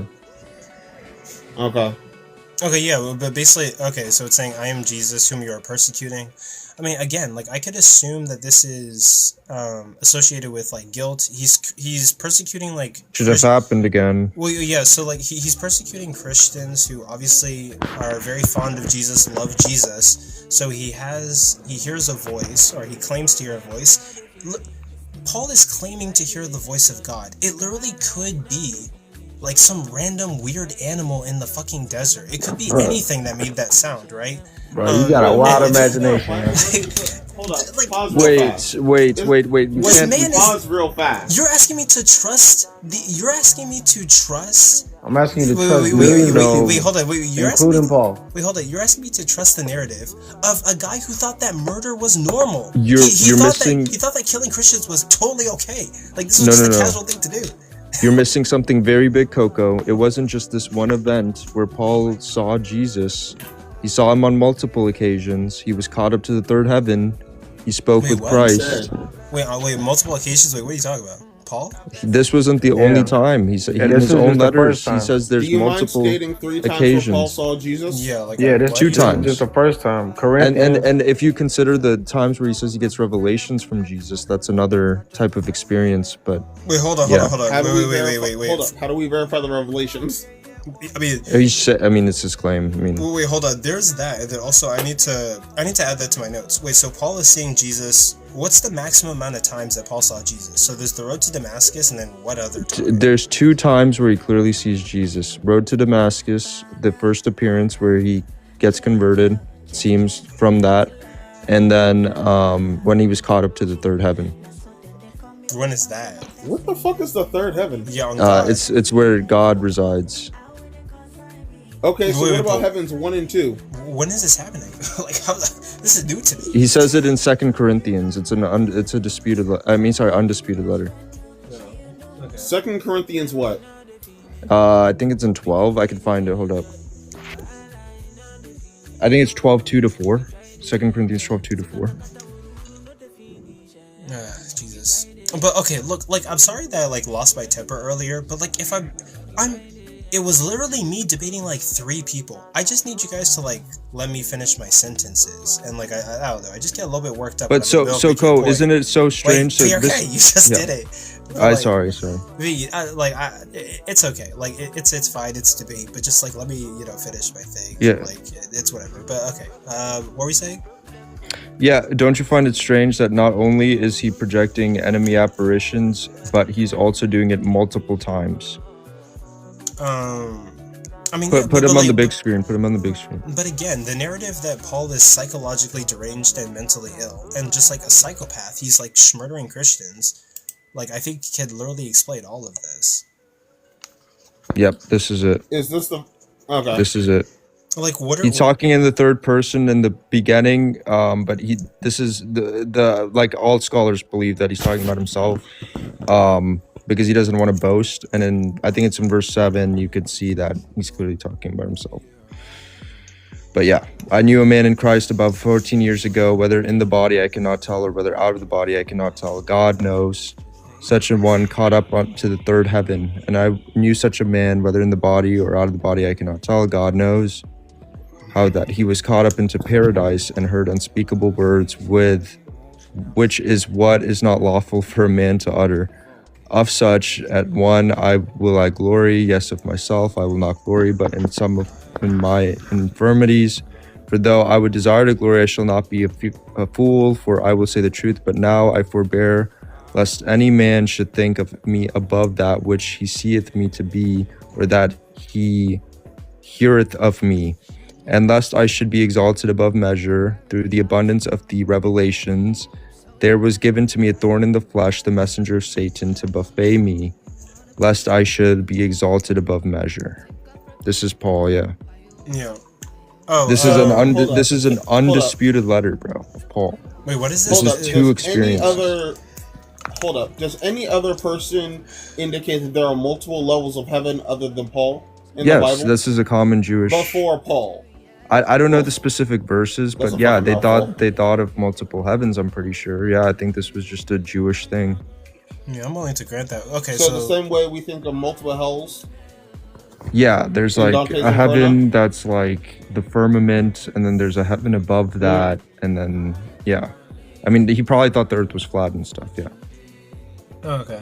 I mean, I need to look into this. You talking to the all-knowing truth, and you believe something like that? Of course he could be wrong about things, bro. I'm not saying Paul is right. No, I'm saying that because the earth was proven round 100 or 200 years before Jesus by, I can't remember exactly who, but they had built 2 obelisks in 2 separate locations. And notice when they recorded the time of obelisk 1 and recorded the time of obelisk 2, their shadows were different. I mean, like I'm willing to grant like all of this, but like, but actually, PRK, after the live, just send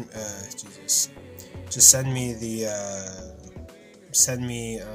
when Paul had this like secondary experience. Yeah, so the first heaven is governed by Archangel Gabriel, and yeah, but no, you just search it up, Co. It's 2 Corinthians 12:2-4. I mean, I'll send it to you, but yeah, it's very weird, isn't it? I mean, yeah, but I mean, like, yeah, like, now, okay, so the other guy was asking me to, like, substantiate my claim based off of what? Okay, so whenever we have something that's occurred, right, typically you want to evaluate, like, the possible hypothesis, right?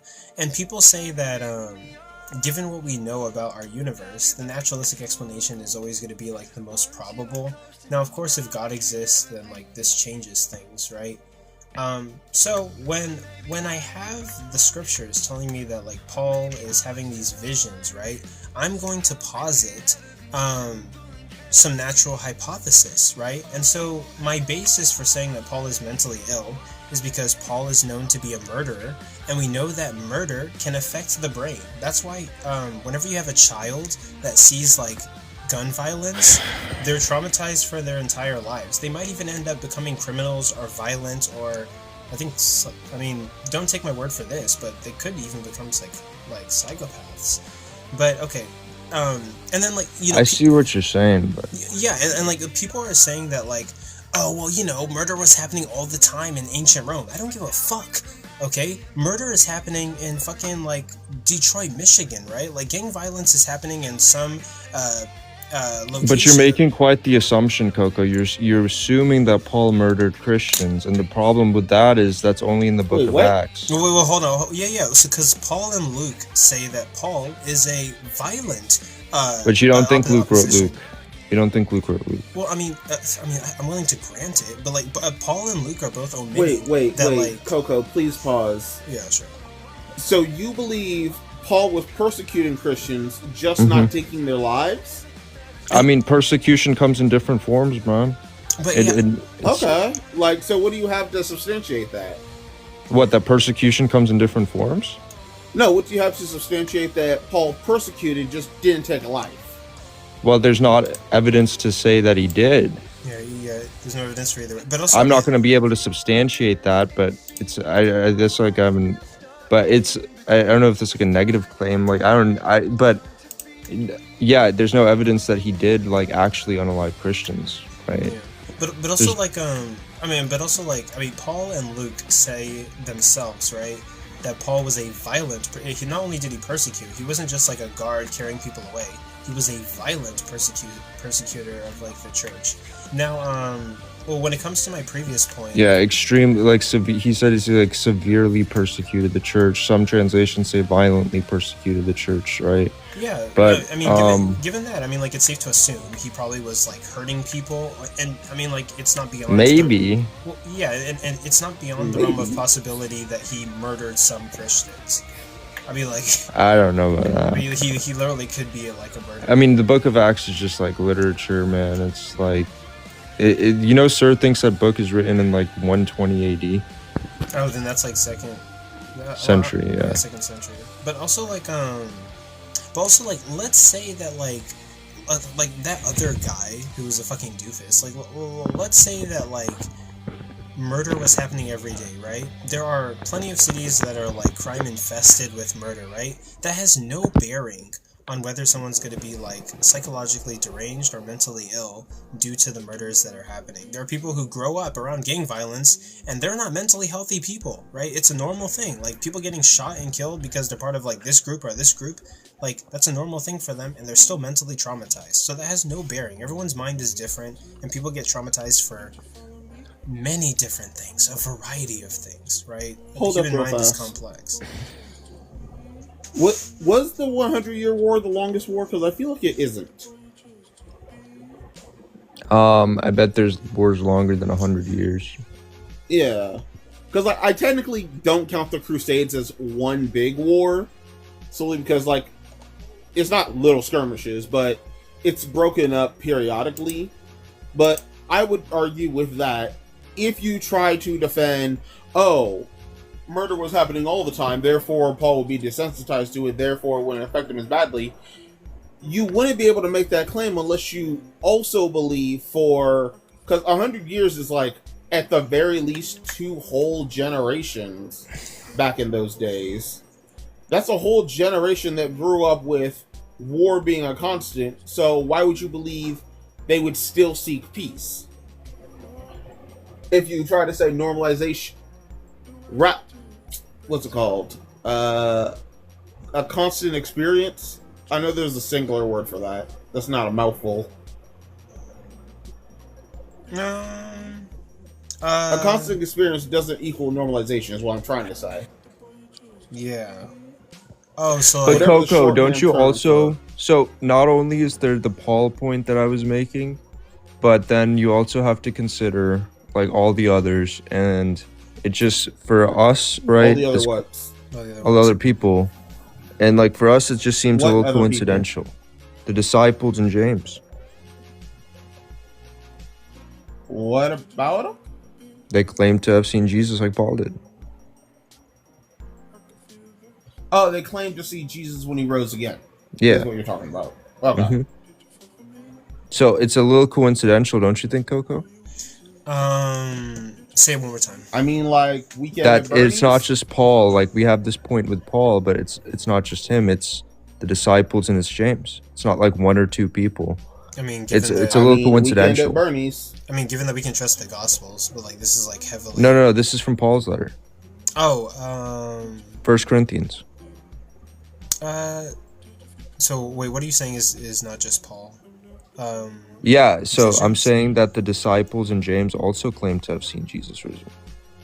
That I have to look into. Oh, side note, do we know when Paul was born? No. I don't think so. But I don't even know. I don't think my great grandma had birth records when she was in like India or some shit. So I don't expect first century people to know when people were born. Like, they didn't have birth records and stuff. Like, so anybody could make any claim and you would believe it if they come from the first century? Of course not. Okay, so what is deteriorating evidence to you then? Look, I just think that. What do you mean deteriorating evidence? Like, for me, if someone from the first century says anything, and it is current day unrepeatable, well, for no reason other than quote unquote magic existed back then, I'm not going to believe them.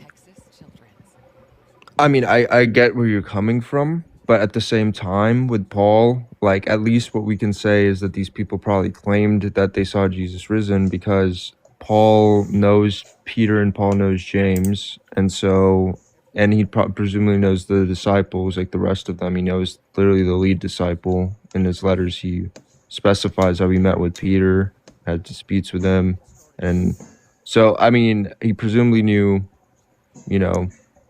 multiple disciples, and so he says, did Jesus appear to the disciples and to James?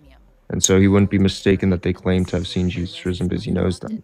Yeah, so that's the thing I have to look into. The Gospels talk about the disciples spending time with Jesus after the resurrection, and then Paul also speaks about how the disciples told them that we were hanging out with Jesus after the crucifixion. Jesus was there for like a really long time. That tradition is very strong. I mean, it's in Paul's letters, it's in the Gospels that Jesus appears to the disciples. It's just a very strong thing. You could look at it in many ways. It's very evident that, that's what happened. And he's also relaying an early creed. That creed is saying that Jesus appeared to the disciples. So, I mean, it's just like very clear that they claimed to have seen Jesus risen. So it's like, what do you do with that? Like, now you don't just have Paul who's projecting an enemy apparition. You're having all it's claimed as all the disciples and then his brother. So it's very coincidental. Yeah, I have to look into that. Well, no, hold up. Okay. Not all the disciples, simply just due to, and no, I know this is nitpicky, I'm still going to address it. Doubting Thomas and Judas. In the Gospels, though, in late Gospels. Doubting Thomas isn't that in John? So that's super late and unreliable. But I think that there might have been some type of doubting theme that might have been historical because it's so prevalent. Even in Mark, I guess, there's like Peter denied him, right? So Peter denied who? Jesus. So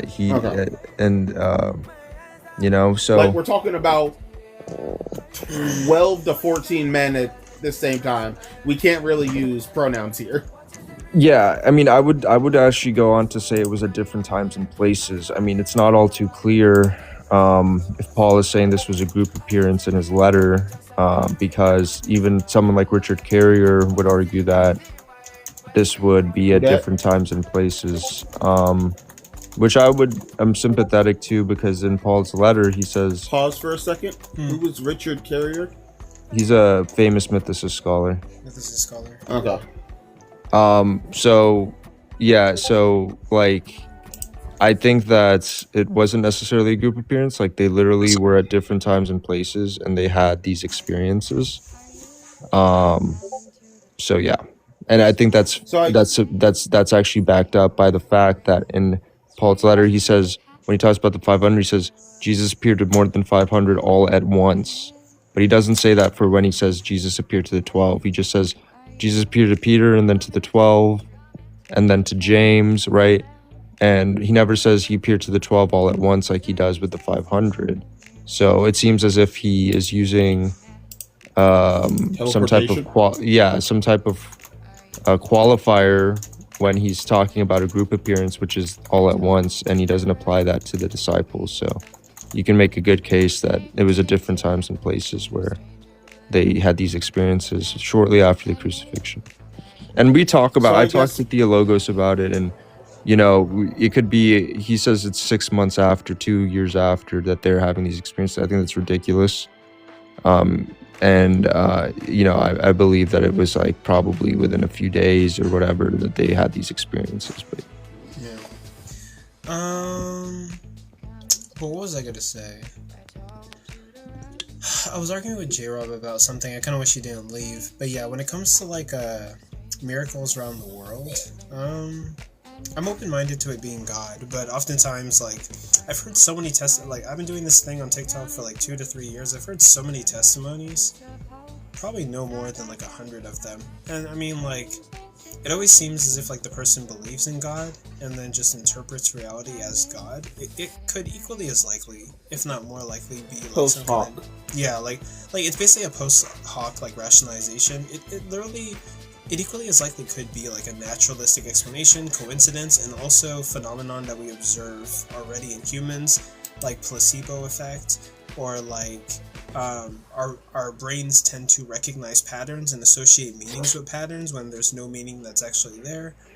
A variety of things. It's just such a wild, outlandish thing. I mean, like with all these other resurrection claims too, you have to remember that I don't think like all these people saying that they've seen a dead person in these other resurrection claims is either like one person or it's like a Nero thing where there was truly an imposter, right?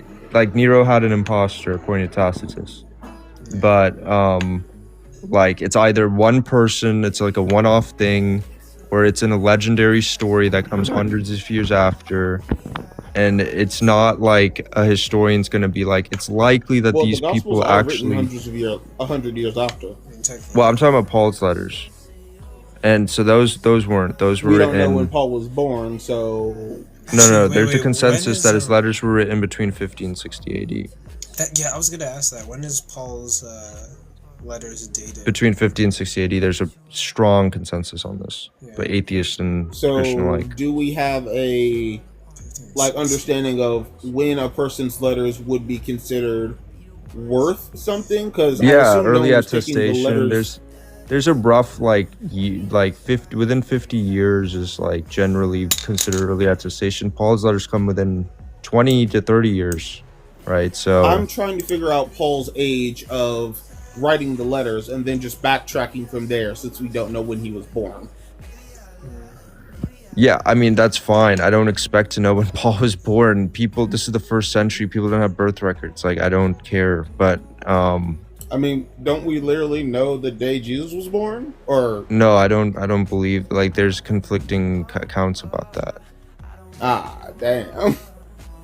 So, but honest, either way, like...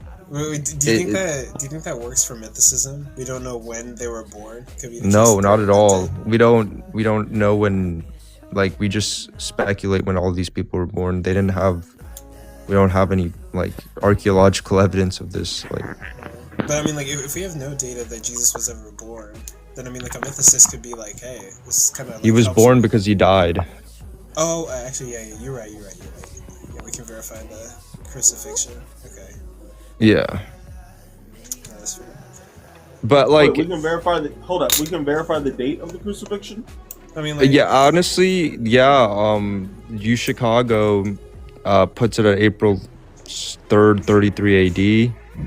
It's either April 3rd, 30 AD or April 3rd, 33 AD. There's like contention, but yeah, there's only two dates that scholars widely agree upon, which is for the death of Jesus, which is either 30 or 33. Yeah.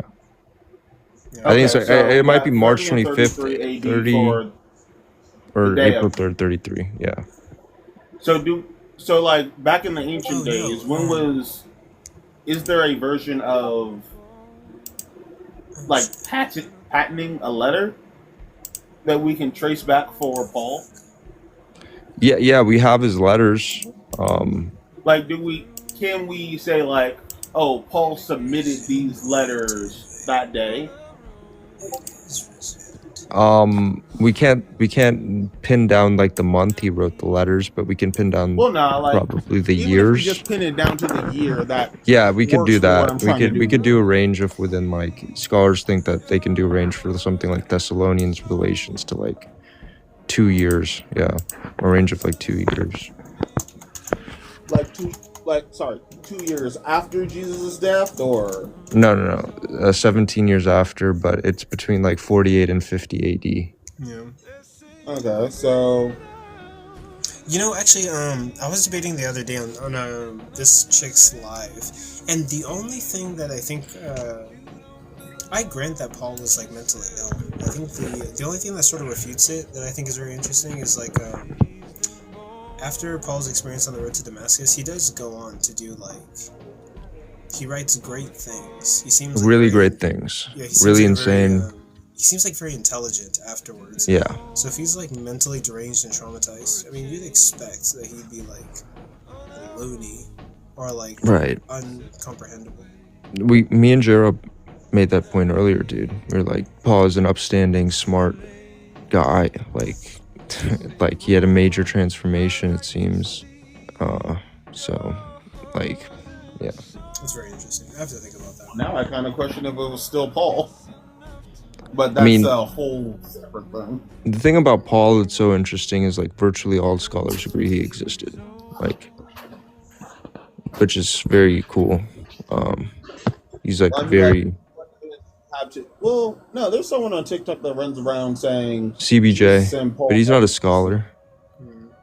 No, I was just saying, like, I'm relatively taking the benefit of the doubt of CBJ has a reason for that other than not, especially for how much that live is up. But why would we expect virtually all scholars to be wrong?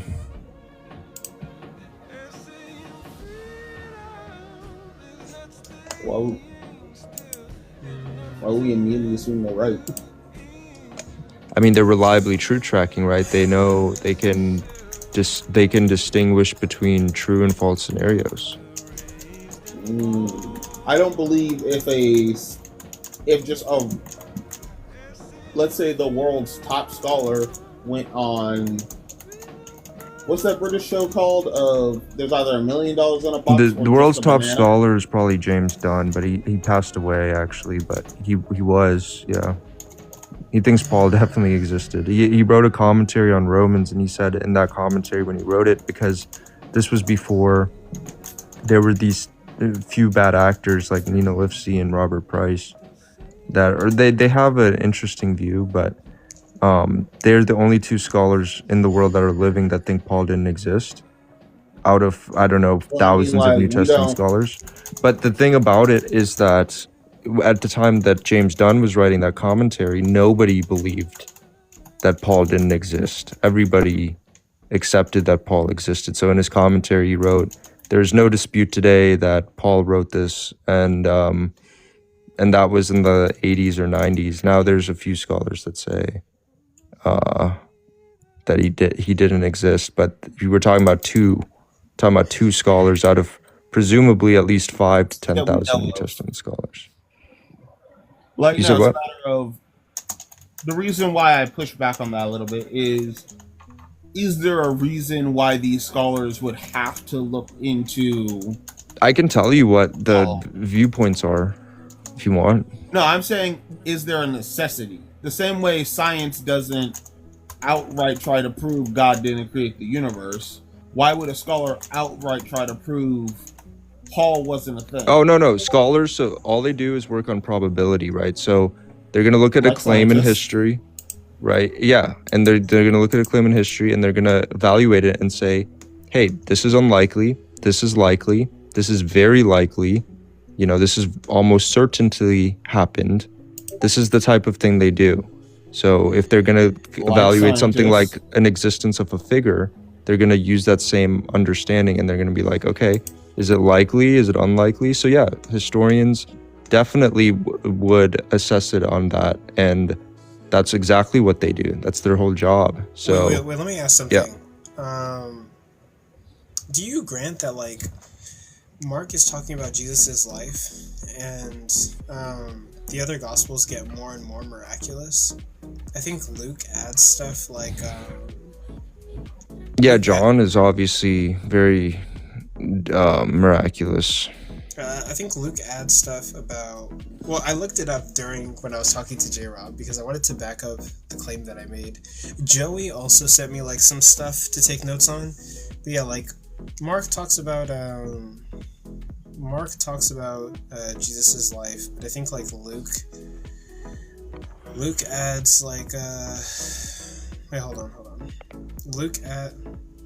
I don't know. I think like Luke adds details about infancy, traces Jesus's lineage back to Adam. Luke includes like unique variables such as like the Good Samaritan, prodigal son, rich man, Lazarus, and the Pharisee and the tax collector. I mean, Luke has stuff that Mark doesn't have, and then like of course, same with like other things. I mean, John has things that Mark doesn't have, obviously. I mean, Jesus is in his ministry saying he's the Messiah, whereas in Mark, he admits that he's the Messiah at the very end of his life. But in John, he's saying he's the Messiah throughout his life.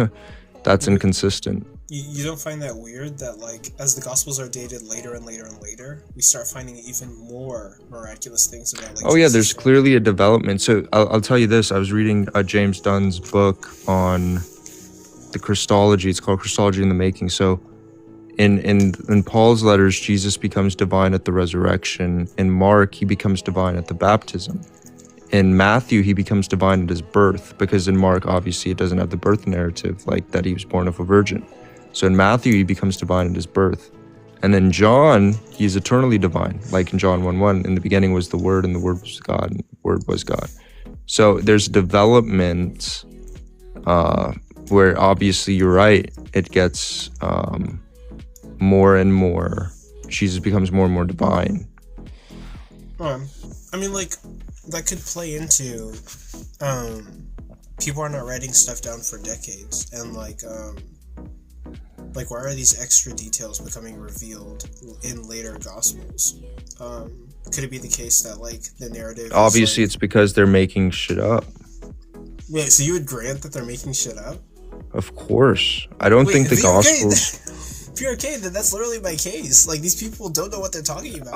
I don't grant that Paul is making shit up left and right. I grant that the gospel authors are, yeah. Because they're writing literature. They're writing books to impress their colleagues that were in higher elite echelon, higher elite classes. So basically that's like a slam dunk for me. Basically, like, the gospels not at all. Gospels are telephone, and they're adding details, making shit up as they so get what? more and more I don't dated. use the gospels, Coco. All the information I told you was only with Paul's letters. I didn't even appeal to the gospels once. Okay, which is fine, yeah. But like, yeah, I'd make the case that like the gospels are dated. I don't even appeal to Acts. I even use Acts against claims that you made, which was that Paul was unaliving Christians. Yeah, so I would just make the claim that the gospels. So wait, I would make the claim that like. Wait, I'm confused now. Wait, hold on. I need to understand. Okay. Yeah. So PRK, do you say your belief in God, quote unquote? I don't know how to say this properly in order for it to be fully intellectual. Your belief in God starts with Paul. Oh yeah. Yeah, he's gonna hold to scholars, and it starts with Paul. Yeah. Scholars widely agree upon Paul, and that's what they widely agree on. There's so much contention outside of Paul, it's unbelievable. But within Paul, like, scholars have a very high agreement on a lot of things within those letters when they're trying to reconstruct history. So yeah, so like okay. Wait, pause. Oh, go ahead. Coco, I want to try to run this. Okay. If you'll allow me. Well, actually, before you run it, let me say this. So basically, like, the case I'm trying to make, right, or the case I would make, is that Jesus dies in 33 AD. These people are, like, spreading this around word of mouth. And, like, sure, people like to say, like, scribes and everything, and they're super skilled, but every human is going to make a mistake, and also humans are going to have, like, biases. Given that Mark is dated, like, 70 AD, that's a couple of decades after Jesus' death and everything, that's plenty of time for, like, the narrative around Jesus to change, to become miraculous, to be something that it isn't, to not really reflect reality. So Mark is written, and it makes all these claims about Jesus, and then you have later Gospels that are adding, like, other details. So what's the chance that as people are, like, spreading this around word of mouth, that it's getting more and more and more miraculous? And also, there are other writings that we have of Jesus doing even more miraculous stuff that the church decides not to include in the gospel. So there's clearly, like, some kind of narrative that the church is trying to push, and that narrative just keeps getting more miraculous as things are dated. So I'm not even sure if, like, the gospels are really reliable.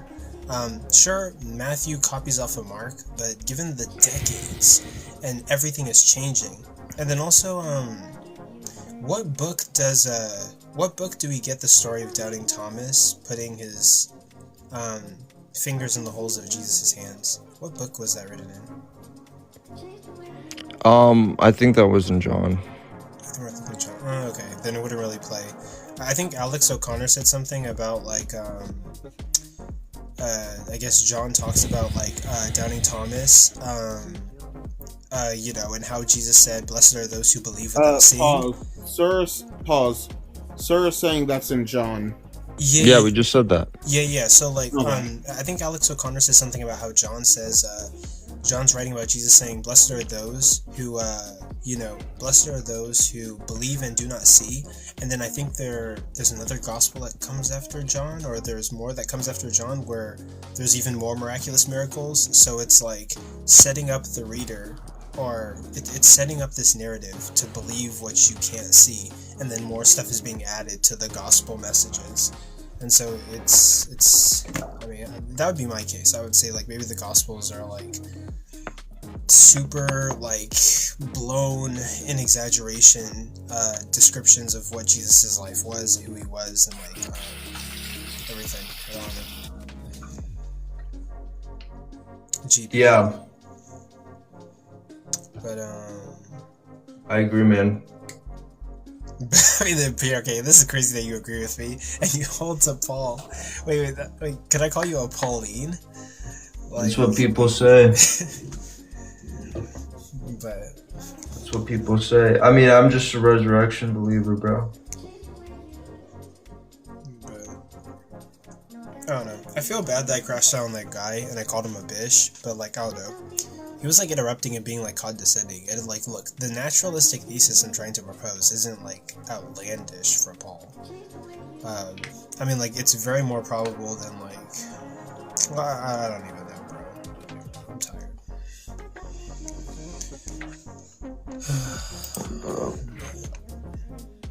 But anyway, I mean, like, that's all I got. There's 12 people in here. Thank you guys for being in here. Tap your screens, like the live. Does anyone got anything for me? I'm chilling. Waiting for ops, I guess. But Black Slime, what were you gonna run against PRK? I was trying to get an understanding of the psycholia that is PRK in this instance. Of go for it. You trust Paul. Paul gains his faith from Jesus due to his Damascus experience, correct? Yeah.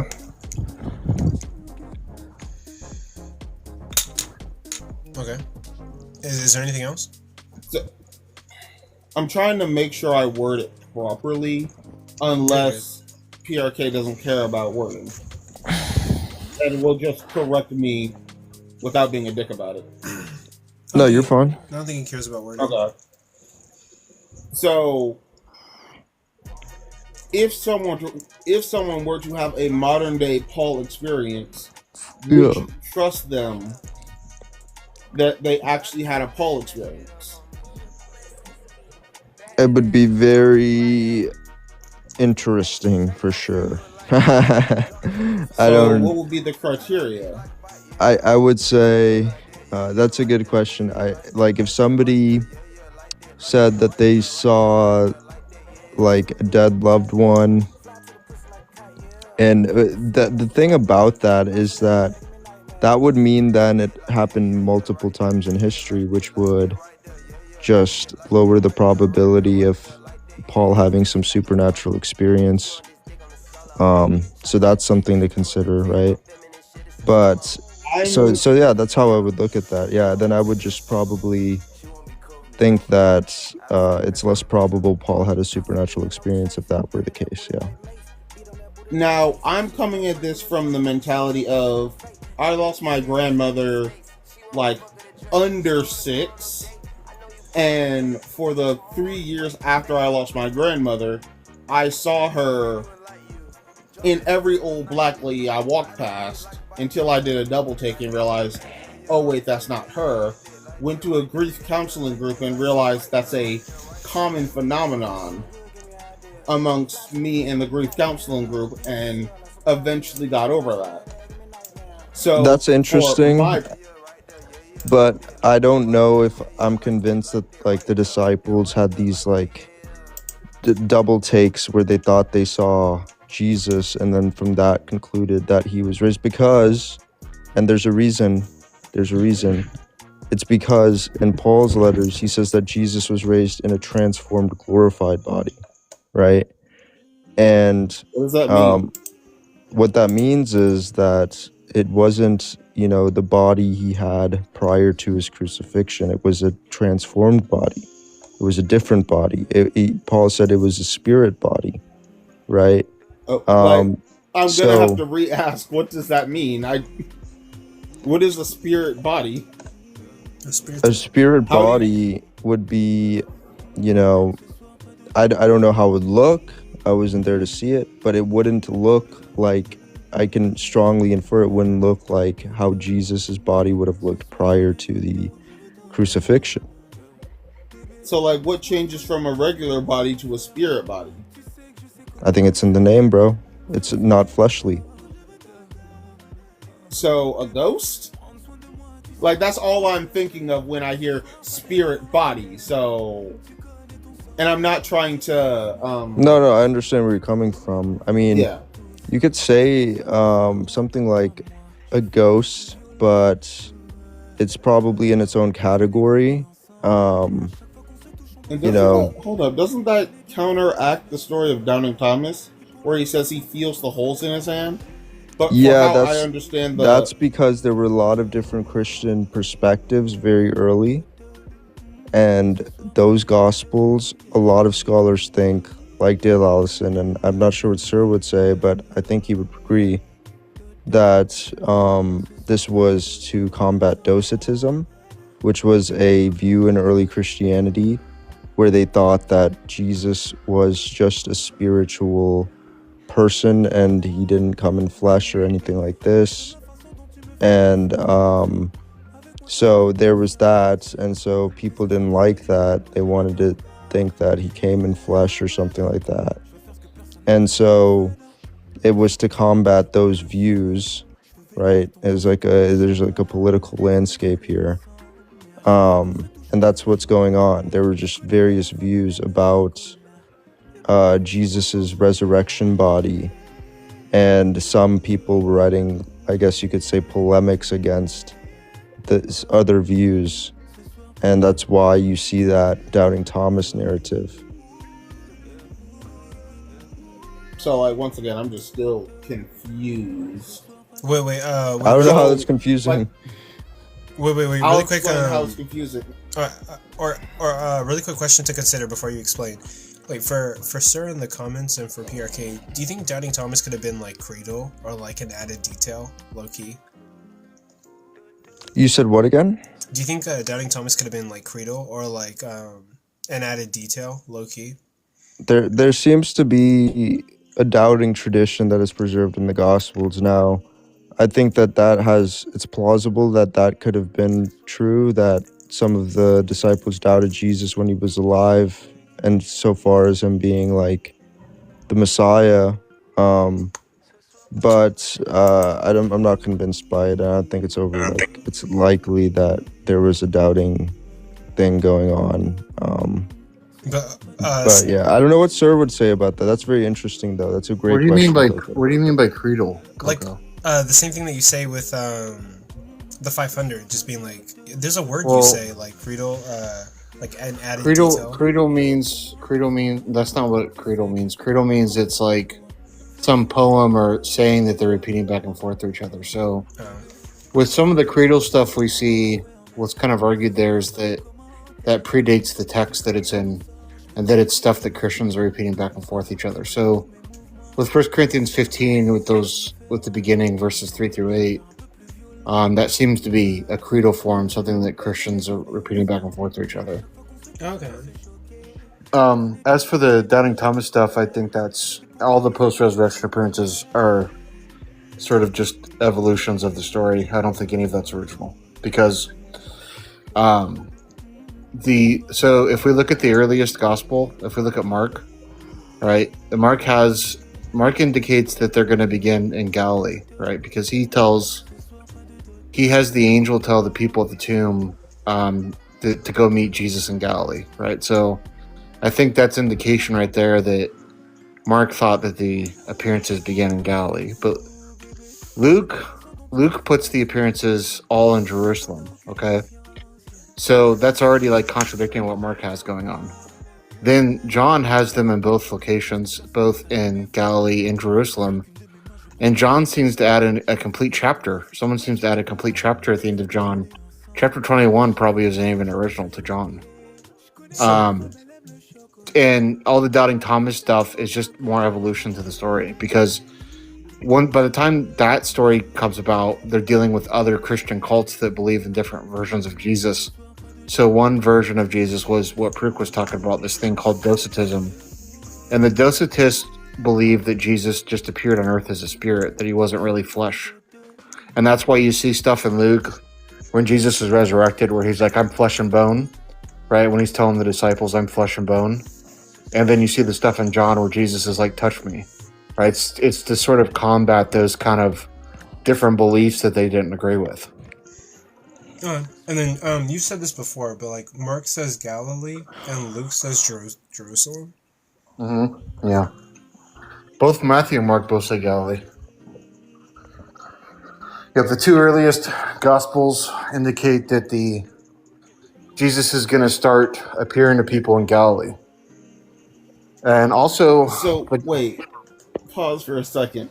Doubting Thomas was literally my last hope for believing in Christianity. But are we now saying that most likely didn't happen? Hey, what? No, the Doubting Thomas story... Wait, say that again? No, I don't think Doubting Thomas...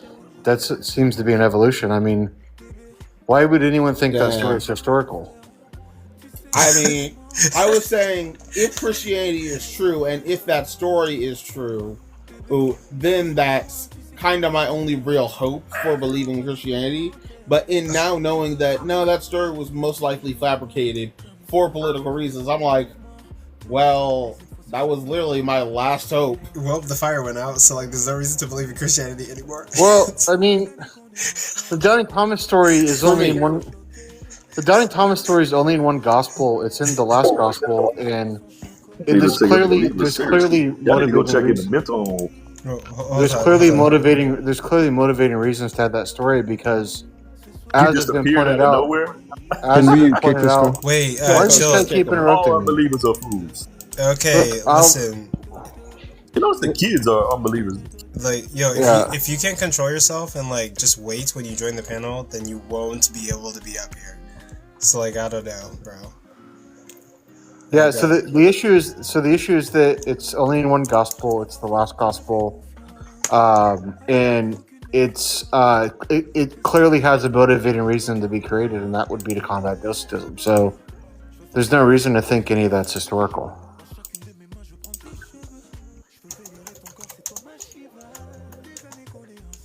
Yeah, this is what I was trying to explain to you, Black. But why is that your only hope that Christianity is true? That's crazy. Because that's the only time in the Bible where I feel as though someone actually puts a scientific method to the magic in the Bible. Interesting. Yeah, I don't know. It's old school 2,000 years ago science, but at least it was the closest thing they could theoretically do. Wait, I actually have an interesting question for Sir. So you know how most scholars would say that Jesus bodily raised? Uh-huh. What are they saying there? Are they saying that, you mean? Yeah, that Paul believed that. What are they actually saying there? Are they saying that they think that like he raised in a fleshly body or in a spirit body? Not in a spirit. So so they're saying that the body that Jesus is in now transforms into a spiritual body. So it's like kind of like I don't know. Think about it like a metamorphosis, right? It goes from this body that we have now into like this superpowered, like heavenly body. Right, and that's what most scholars believe. Yeah. Okay. And then, so it's not like how it's portrayed in John at all. Well, it's similar. I mean, it's similar to what goes on in John, I guess. It's just that in John, they make it very clear that he's flesh, that he's made of flesh, I think. And the same thing happens in Luke. But it's still like a superpowered body because like he can go through walls and all this other stuff. Yeah. But the disagreement over the resurrection is essentially whether or not Paul had the idea that this body got left behind and there's like kind of like avatars waiting for us. That's like view one, right? That's the view that like James Tabor and like Adela Collins and those people have. And then the view two, the view you're talking about that's more popular, is not that it's like an avatar body waiting for us. It's that this body gets transformed into the new body. So yeah, those are the two main views about what's going on with the spiritual resurrection language in Paul's letters. Yeah. And also, so I was watching this debate between Justin B.A.S.H and Bart Ehrman. Have you seen it? Did you change your name? Does that say? Yeah. Is that? Oh, Jesus Christ Rose. Okay. All right. Go ahead. What now? Have you seen a debate between Justin B.A.S.H and Bart Ehrman? The one where they're on the radio show or whatever? Yeah. Yeah, a long time ago. Yeah. Obviously Justin B.A.S.H didn't do too well there, but I think he made an interesting point. He said that there's nowhere in the literature where there's projections of enemy apparitions. I don't know what you think about that. Well, I don't know if that's true. I searched it up, and I pressed ChatGPT to find me like a case in the scientific literature where somebody hallucinates seeing an enemy and then believes that they have resurrected. But why is it? Why do those appear in the Gospels? Though is the question. I mean, so let's look at the centurion, right? What's the point of the centurion, right? So in Mark, the centurion proclaims that Jesus is who he said he was during the entire, who Jesus alludes to being during the entire message, right? Yet every time Jesus alludes to this stuff, the people in the circle seem to miss the fucking point, right? That's why he has to keep re-explaining himself in parables. But then the centurion finally gets the message at the end. And I think this is like a subtle jab Mark is making at the Jerusalem church because he's kind of calling them idiots here because he's saying, look, they don't get it, but this fucking dumb guy that's on the outside gets it, right? It's so obvious who Jesus is. Mm-hmm. And a lot of it is meta commentary, I think, that goes on in Mark, where Mark is like doing this kind of stuff and then like trying to get the person that's hearing the story to sort of resonate with what's being kind of laid out in front of them. And I think that's the exact reason why Mark ends so abruptly. Because at the end of Mark, when the woman ran away afraid, but what's the point of this though? What do you mean? Like, why are we talking about Mark? Well, because you're talking about enemy attestation, right? Assume you're talking about people like the centurion. Oh, okay, yeah, but okay, keep on going. Yeah, so like I'm just giving you an example. Like the centurion, I don't think he's there because there's actually a centurion that converted. I think he's there as a literary reason, like to sort of throw a jab at the disciples and the Jerusalem movement, and at the same time make it so obvious to the people hearing the story that Jesus is who he says he is, right? That he is this like messianic Son of Man figure. So are you talking about like a Roman soldier that was there for the crucifixion? Yeah, it's in Mark 14 where the soldier proclaims Jesus as Lord. Yeah, and he sees the darkness and the torn curtain. No, before that, it's when he like there's a soldier that figures out Jesus is Lord, and it's like, it's just like it's made so obvious to the people hearing the story. Like if you were to sit down and like you heard someone read this story to you, it'd be so obvious to the people hearing the story what's going on, but yet the disciples, they just don't get it, right? That's kind of the point.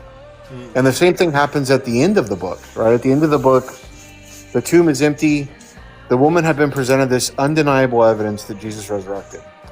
And what do the women do, right? They don't go tell the disciples. They don't do anything besides run away afraid, right? It's like even after the people that are part of this early movement are presented with the evidence, they still deny Jesus. And I think it's a theological point. Mark is like, look, all these people have denied Jesus, right? These people that were given the evidence, what are you going to do, right? You're hearing the story.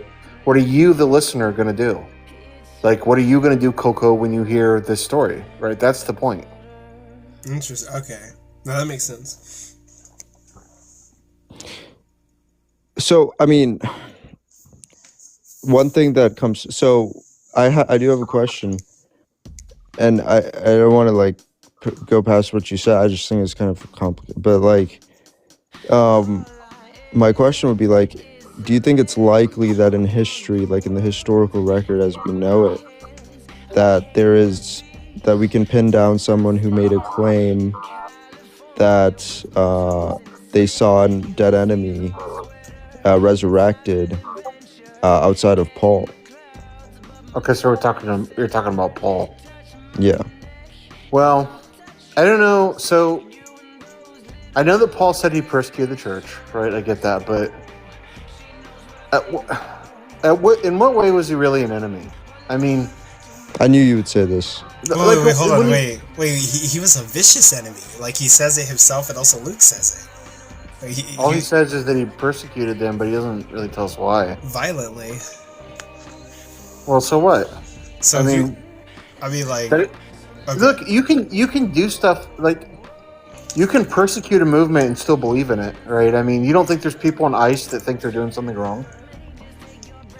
I mean, yeah. That's kind of crazy, though. I mean, would we assume that to be the case? Like, I'm saying we don't know. I guess, but I just think it's more likely that he was against the movement. You're hinging the argument on this enemy attestation thing. I'm just saying it's not quite as strong as maybe you think it is. I think. I think it's crazy. I think it's likely that Paul was an enemy of this movement, dude. I mean, wait, come on. What do you mean? Like, well, PRK, that's actually a good point. Paul could have been guilty. Yeah, sir said it. Paul could have been guilty the entire time as he's dragging Christians out of like their houses and shit, and like we don't know if he was doing that. Oh no, it says he is. He violently dragged them into the streets. In Acts. Yeah. Yeah. So like, sir, I don't think sir would agree with that. That Paul was probably like unaliving Christians. I don't know. Okay. Yeah. Well, Paul doesn't even say he's unaliving Christians in Acts. He says other people are being ordered to do it. Yeah. But he was definitely imprisoning them in Acts. Yeah. I don't know about that though. I don't think there's any evidence that he was doing any of those things. But yeah, I mean, regardless, I mean, if he was, that would just help my point though, because yeah, that would, I think that would actually help my point more, because obviously then that's more likely then that he would be an enemy of the movement if he's actually like imprisoning Christians and stuff. Like, how can you simultaneously do both? I mean, unless he was ordered to do that, but what's the evidence for that? Well, we don't know why he was doing this persecution that he claims he's doing. Because Jesus was a threat to the Roman government and anyone that was serving him. Listen, none of that is. Paul doesn't say any of that nonsense, so we don't know. Why Paul's doing what he's why he's persecuting these people. But wait. So hold on. So Jesus was persecuted because he said like he's the God of the Jews, right? And so like afterwards, I mean, like, why wouldn't he persecute people who are like, Jesus is actually God and we should worship this other thing rather than like the Roman Empire? Yeah. Why would Paul care about that? I mean, he's like a soldier for the Roman Empire. Well, I think so. The kind of the main view about why Jesus was crucified is that, at least this is like Ehrman's view and like Frederickson's view, and like a lot of like the New Testament scholars think that it's because Jesus was talking about this Son of Man figure, right? And that he was saying this Son of Man figure was going to be the new king here on earth. And, you know, the Roman officials didn't like those kinds of claims. It was like a threat to their authority. I don't know if I buy that. And at the same time, it may have pissed off, you know, the stuff going on in the temple, the people running the temple, like the Sadducees, that Jesus was making those kinds of claims. And I don't believe that, dude. This may have, to sort of keep the peace and, you know, not lead to some kind of like disruption. The Sadducees may have turned Jesus in, or told, you know, the Roman officials in charge what was going on, and that maybe is what led to his execution. That's kind of the mainstream view. I mean, it's plausible, but how could they even know it all? Like, I think that's ridiculous that they think they know that to that level, like why he was crucified. Well, people were often crucified for claims like that there was going to be a new king and that kind of stuff. So yeah, but it still, fits the time period. Like, I mean, there's so much of this is based on the Gospels too. Wait, you doubt that Jesus was some kind of like threat to the Roman government, and they were like, well, I don't know if he was a threat. I just don't think they liked the guy claiming that the Roman Empire was going to get overthrown by this king. Yeah, that's what they were worried about. But PRK argues like, I think that people were calling him the Messiah. Clear, they weren't worried it was going to happen. They just don't want people making claims like that. They have to. It's kind of like, you know, if you're in prison and someone's talking shit about your mom, you got to go punch that guy in the face. It's kind of that kind of thing. Yeah. I think people were probably just calling him the Messiah, and that's probably, and then they thought, you know, that he was some messianic figure and like the king of the Jews, and that's why they crucified him. Like, I think that's clearly better. It's the same thing. That the king of the Jews thing is kind of the same idea. It's that it's claiming that the Roman Empire is going to get overthrown. Yeah, but I don't think he made those claims. Like, I think that he was thought of like the king of the Jews, and that's yeah. Do you think he was an apocalyptic Jew? I don't know. Okay. Well, the apocalyptic Jew stuff is kind of like, that's like pretty much every scholar agrees with that studies this stuff. And this idea of Jewish apocalypse. Well, secular scholars, yeah, right? Yeah, well, even Christian scholars like Dale Allison agrees with this. So, yeah, but there's a lot that don't. I mean, if you look at the whole landscape. No, there's not. There's not, though. There's not a lot that don't agree with that. I don't think Jesus is apocalyptic preacher. Yeah, the failed apocalyptic prophets. But it's so speculative that the consensus the failed apocalyptic prophets. The failed apocalyptic prophet stuff is like, it's like widely agreed upon. I mean, there's not. You don't think that it's at all speculative to a point where the consensus is less forceful in this situation? No, because there's language in the New Testament that makes it clear that this movement was rooted in Jewish apocalypticism. It's very obvious.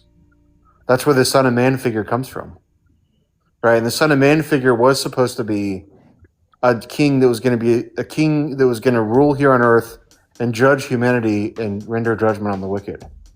Yeah. Right, and that there's going to be some kind of either the Earth was going to be destroyed and there's going to be an afterlife, or there's going to be some sort of like eternal utopia here on Earth after the kingdom was established, right? For the people that were a part of the covenant.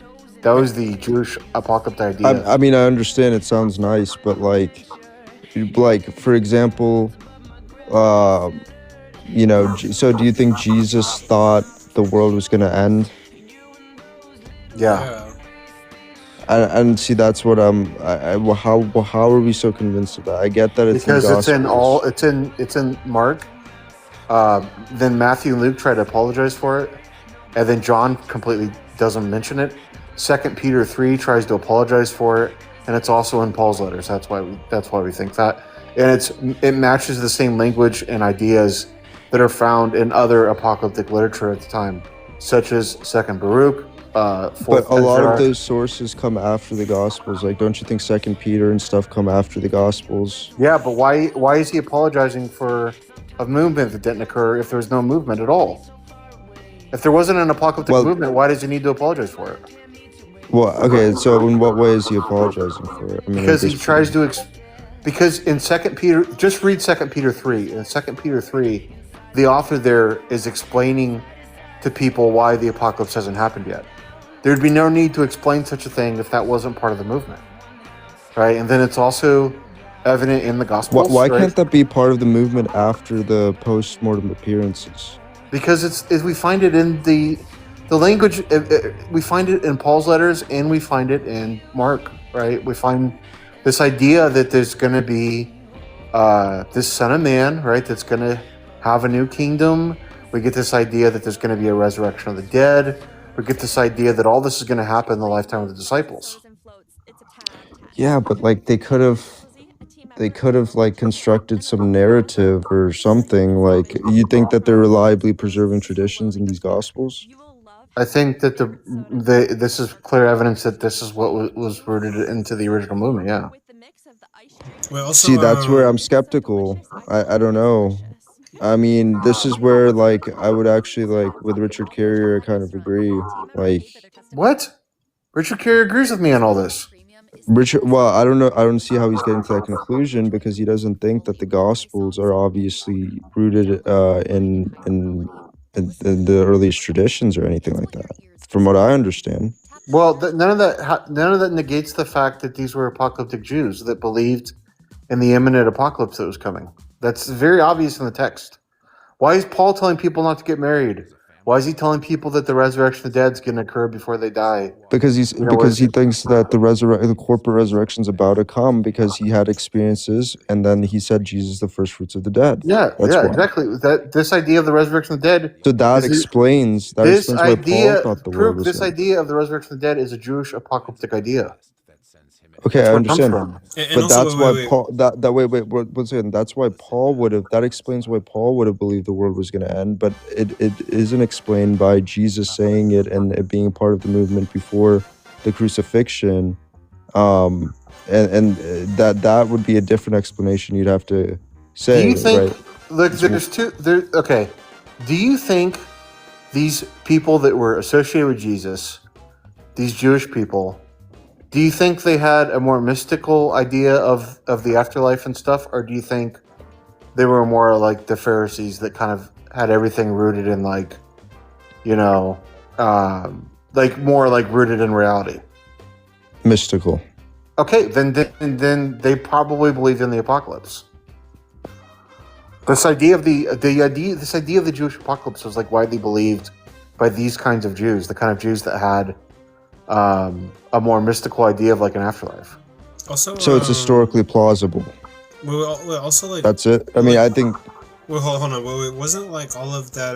Maybe this is obvious, but like all of the that apocalyptic messaging also in like the Old Testament prophecies, basically. Yeah, some of them now. It's interesting because there's certain influences from like different I like from Alexander the Great and like Zoroastrian influence and all this stuff, where it kind of changes how the language is being used a little bit, because in some of the older Old Testament text, the apocalyptic language is more rooted in like some kind of like historical event.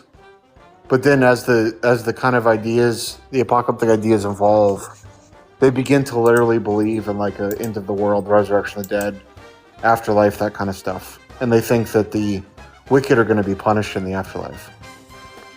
Oh. And this movement is very obviously rooted in the language we see in Mark, in Paul's letters, and then the later gospel accounts.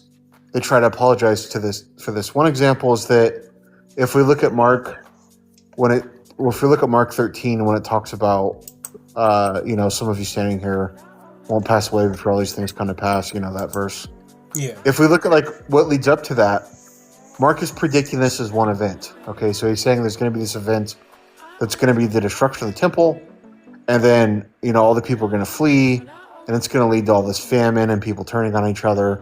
And then he starts talking about the angels coming and gathering the elect and all this stuff, and that the Son of Man's going to come, and all that's going to happen in the lifetime of the disciples, right? But then when we get to Matthew and Luke especially does this. They predict this as like two events, right? There's going to be event 1, which is the destruction of the temple and all this like Jewish war stuff, and then event 2, the coming of the Son of Man. Now, both predict that it's going to happen in the lifetime of the disciples, but they kind of move it out a little bit and predict it into 2 events, because by the time Matthew and Luke are writing, the event hasn't happened yet, right? So they need to push it out a little bit more. Okay. Okay. I don't know, man. I just think that it's obviously like Paul believed the world was going to end because of his experience, and to say it was because of the Jesus saying it or something, or Jesus believing that way, and that's why it carried on to the early church and Paul and stuff, versus what I'm saying with just the experiences explaining it. I mean, I'm still not convinced, but I see where you're coming from. I'm just not convincing. Wait, but do you grant that like there's clearly an apocalyptic message, and like maybe even Jesus was on board for it? There could have been apocalyptic things surrounding Jesus, but to Jesus himself, like, was he actually an apocalyptic preacher, like, centrally? And like, I don't. You don't think he was an apocalyptic preacher? I mean, it would be very weird if he was, under my view, but why would that be weird? Yeah, like I see it as normal. I don't know. I mean, I don't know. It's not like weird historically. Like, I'm saying it's historically plausible. I'm just saying that it would be weird for the fact that I think Jesus is like a very special person that I don't expect for him to have such, to get things wrong. To get things wrong like that, yeah. Well, I don't know what to tell you there. I mean, he's just as likely to get things wrong as any other dude to me. I mean, I that's where I probably differ. I think he probably got things.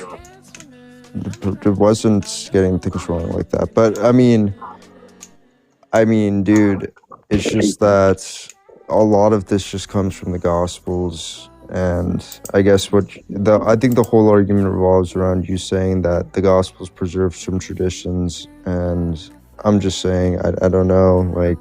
No, it doesn't make sense for the movement to begin without this stuff. What's the movement without this apocalyptic message?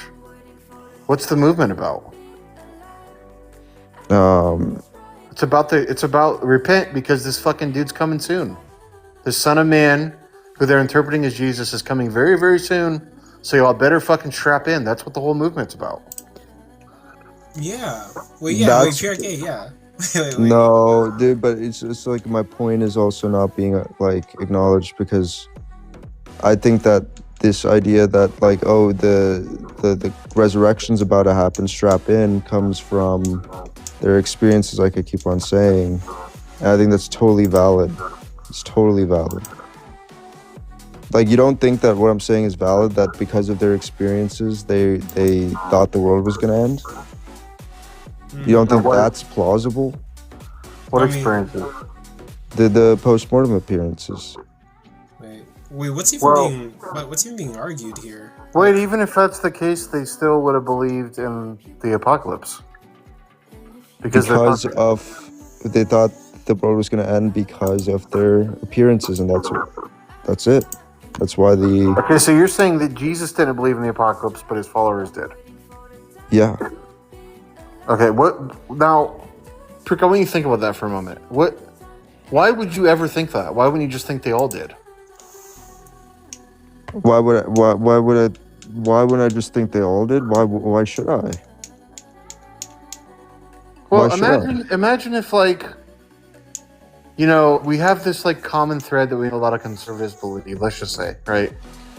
And all these conservatives are a part of this small conservative group, right? And the person that's leading the group dies. And all these conservatives are passing on a certain belief that we know is common among conservatives.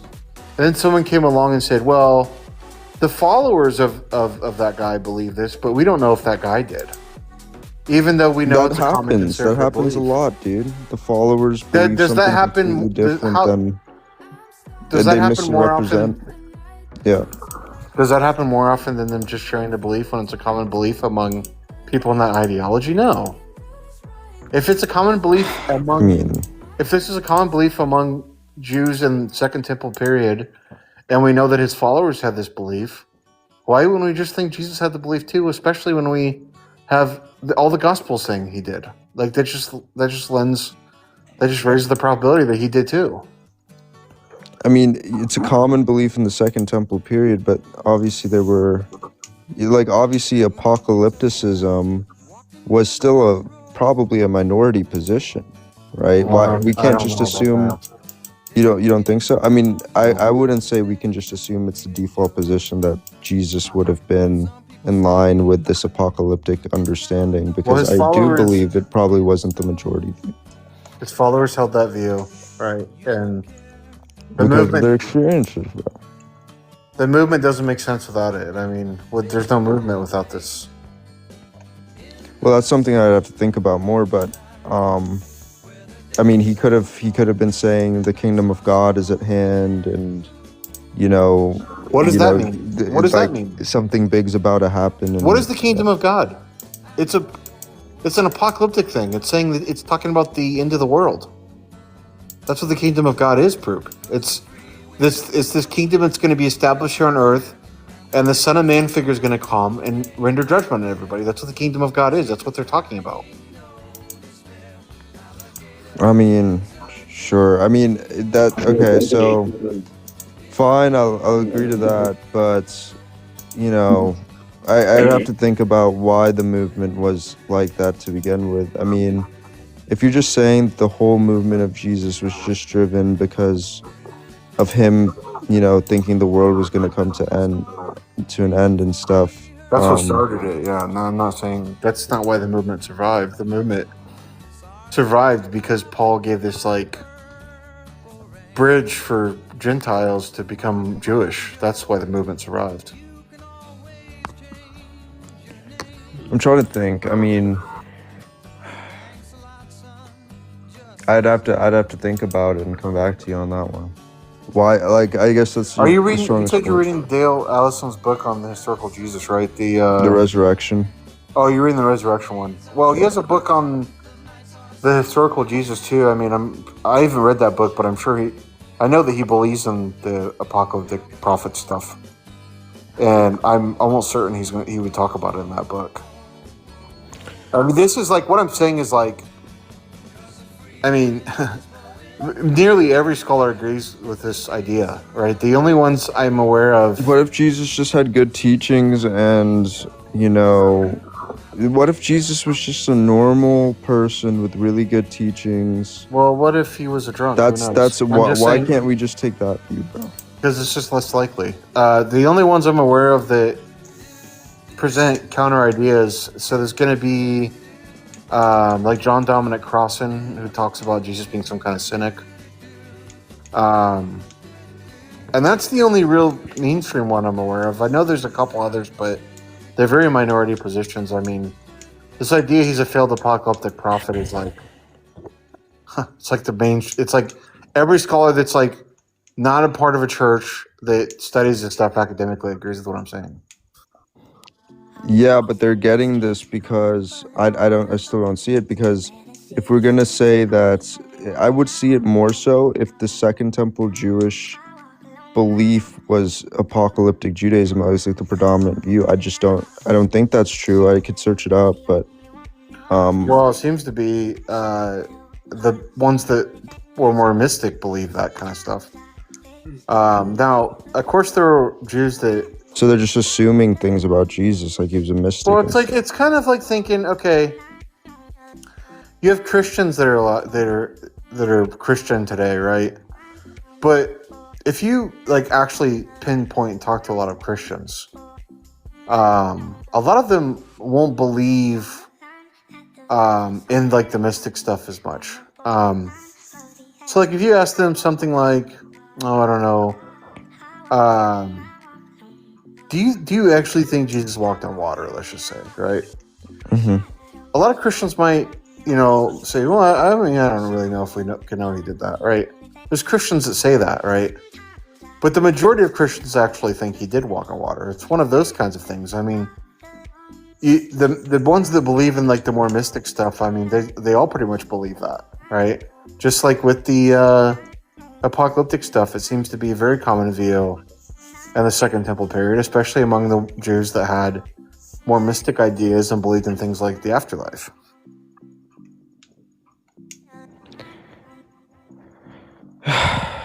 Okay, I mean,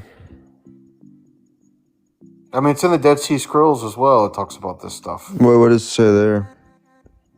I don't have exact verses for you, but it talks about the same kind of stuff. This Son of Man figure coming, this resurrection of the dead, into the world, all that stuff.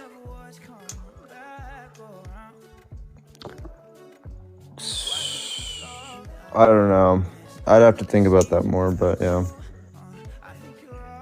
Yeah, I mean, it could be, but I don't know. I'd have to think about it. Luke is going to be a preterist before. I mean, I don't even know. Prue might be committed to being a Pauline. Prick is going to be a preterist, and then he's going to go through all dude, preterism sucks, bro. I hate preterism. Well, you're against the wall now, right? Because there's clearly failed apocalyptic language in the books we're talking about, and you're not accepting that was the movement Jesus was a part of, right? So now you're committed to like explain what's going on there, and I think there's three ways out of that, I guess. One way would be to say it wasn't imminent, what they're talking about, that's being misinterpreted, right? That's one way out of it. That's the route most Christians take. The second way is to say it was imminent, but he's not actually talking about the world. Something else is being talked about there. No, I'm not going to take those views. That's what preterists do. And then the third way, I guess you could say, and this might be the route you take, is that, well, he didn't actually say any of that stuff, that all the stuff we have about it and the movement is just like, we don't understand it at all, what the original movement was. All right, and then it's like, I don't think any path is a good path to take for you, when to me it just seems very obvious that we have a guy that was predicting shit that didn't happen.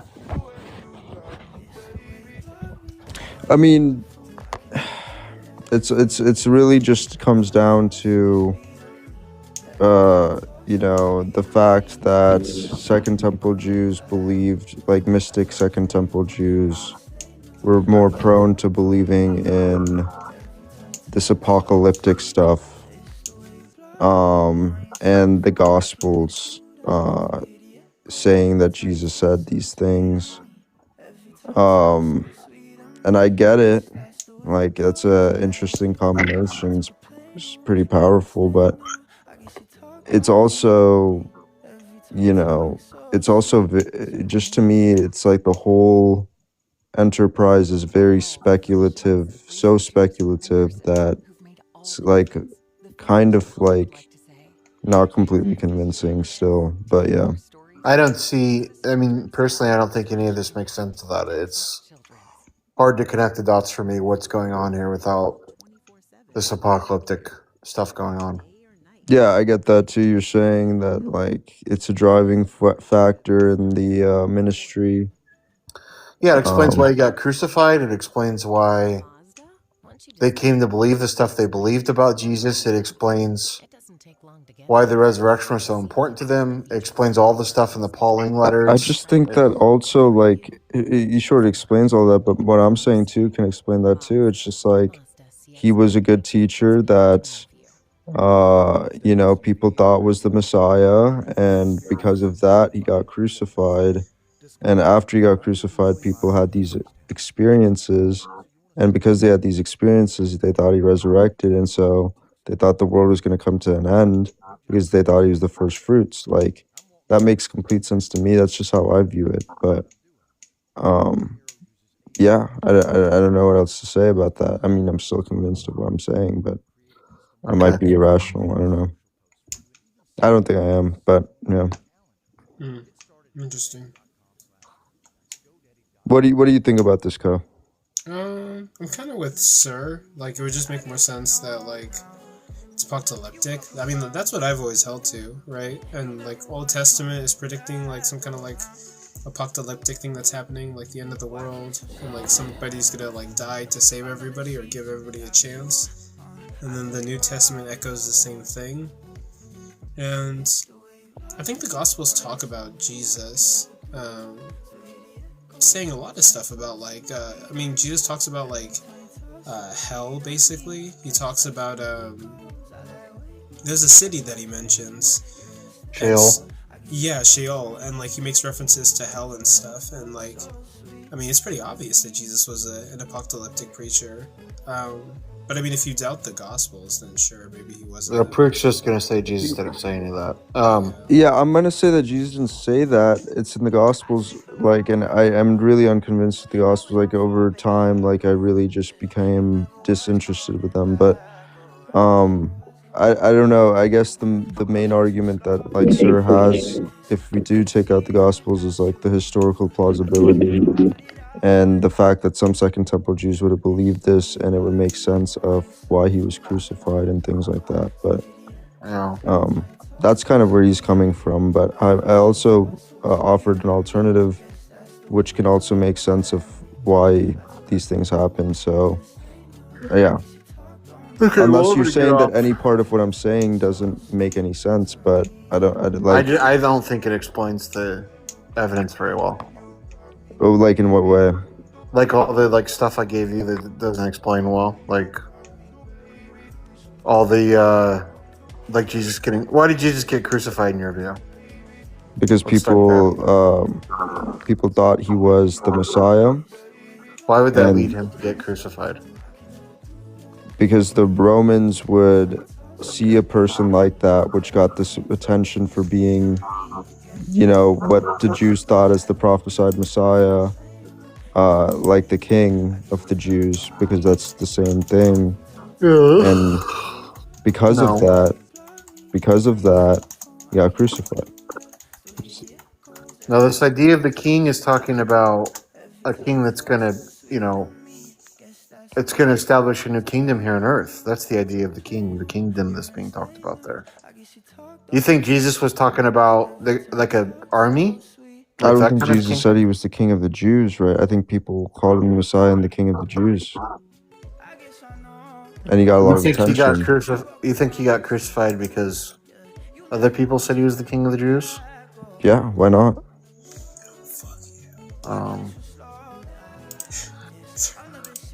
It seems to be like this is all ad hoc proof, to be honest, that you're coming up with. I mean, you don't think that there are other examples of people that were considered to be the Messiah because of their good teachings? And then they were also crucified. I don't know if anyone out. that was. I don't know if anyone that was crucified for claiming to be a Messiah. No. Yeah, I don't think Jesus necessarily claimed to be the Messiah. Well, why do you think the other messianic figures were crucified? Well, because they led like revolts, and they would like try to tell people to like disobey Roman authorities, that kind of stuff. Like, for example, the one So why movement. don't you apply that same logic to Jesus then? Well, because there's no evidence Jesus did any of that. I mean, there's not like much evidence that he did what you're saying. Let's look at the same sources that talk about what these other messianic movements did. What do they say about Jesus? I mean, they don't say anything about him leading a revolt or any of that stuff. Tacitus doesn't say that. Josephus doesn't say that. None of that's contained in the stuff that they sort of outline about Jesus. Well, he was bringing a radically different message that challenged a lot of different people's views, right? And maybe it wasn't a revolt in the sense of like a physical thing. Maybe it was more so like seen as something that was going against the government, but it was kind of not as, it was like inadvertently doing so. I don't know. Perk, I'm gonna go though. Yeah, it's getting not late because for me I don't too. want to keep talking, but I got stuff I'm gonna. Yeah, get ready to do. we're gonna talk about this more though, but yeah. Oh yeah. All right, see you.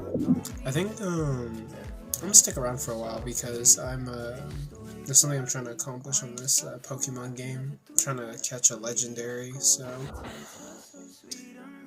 if I'm not talking about religion, then I'm probably listening to music and gaming. Yeah, I'm probably gonna get out too. I got work in like 5 hours, so I gotta go. Okay. All right, see you, bro. See you around.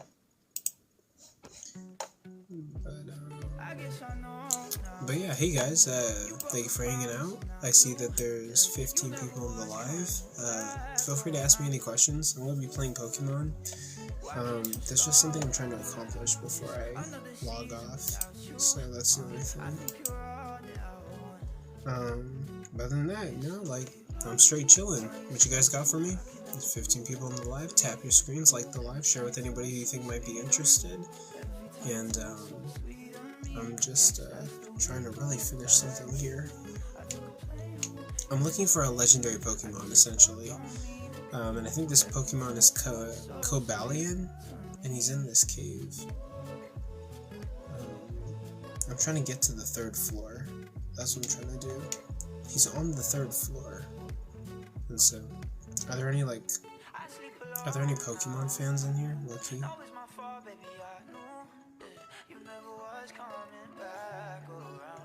Why does I keep missing one? No, season without you.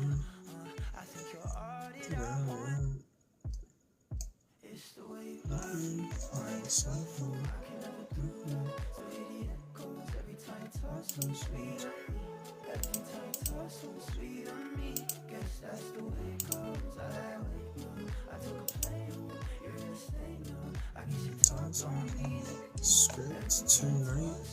But yeah, you know, comment anything, I'll answer anything. I'm just gonna be sitting here chilling. But no, yeah, I'm trying to accomplish something before I leave the live stream. Okay, well, here's what I could do. Is it on the top of the screen? Hold on.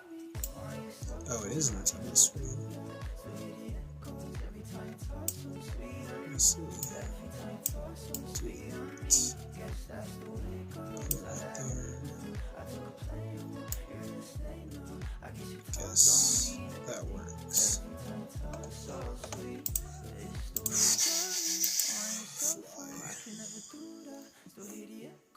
But yeah, feel free, anyone can ask me questions, or, you know, feel free to join the panel. I'm just gonna be here playing Pokemon.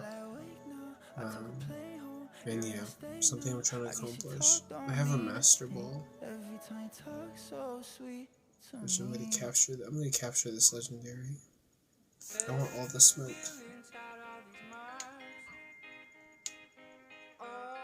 Okay. It's on the... Fuck.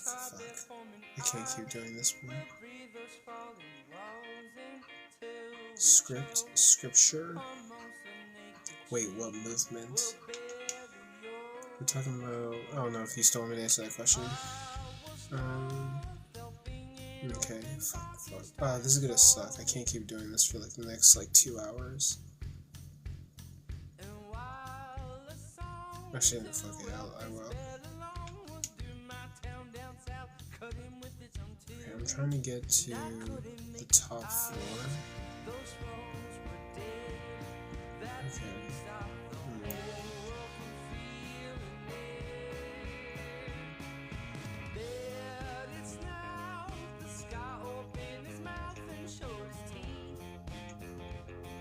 There we go, okay. Trying to get to the top floor. Where is it? Oh. Snake tablet. You don't have to battle them, do you?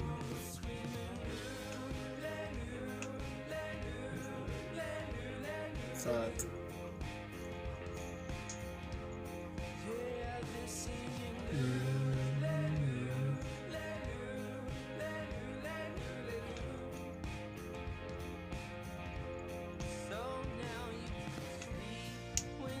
Okay, I'll take that happily, that's awesome.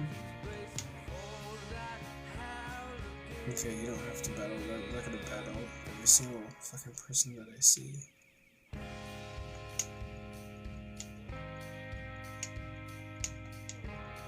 On the third, it's on the...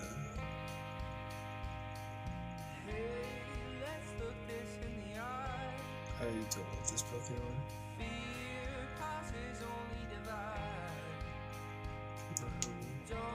Not interested.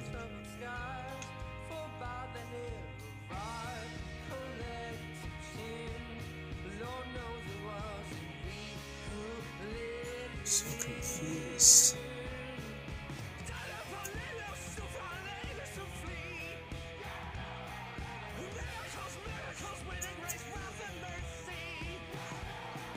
I'm not interested. Yeah, that is one way.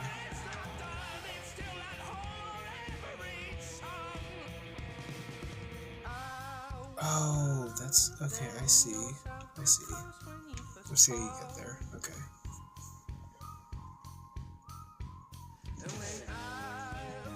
That shit.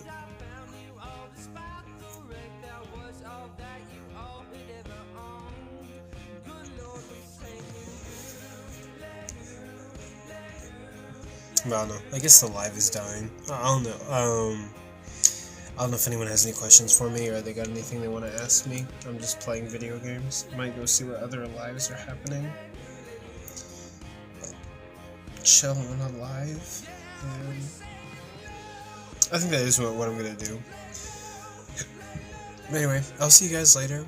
I'll be playing video games. I'll be up for a while. You'll see me on other lives. I'll see you guys around. Oh shit.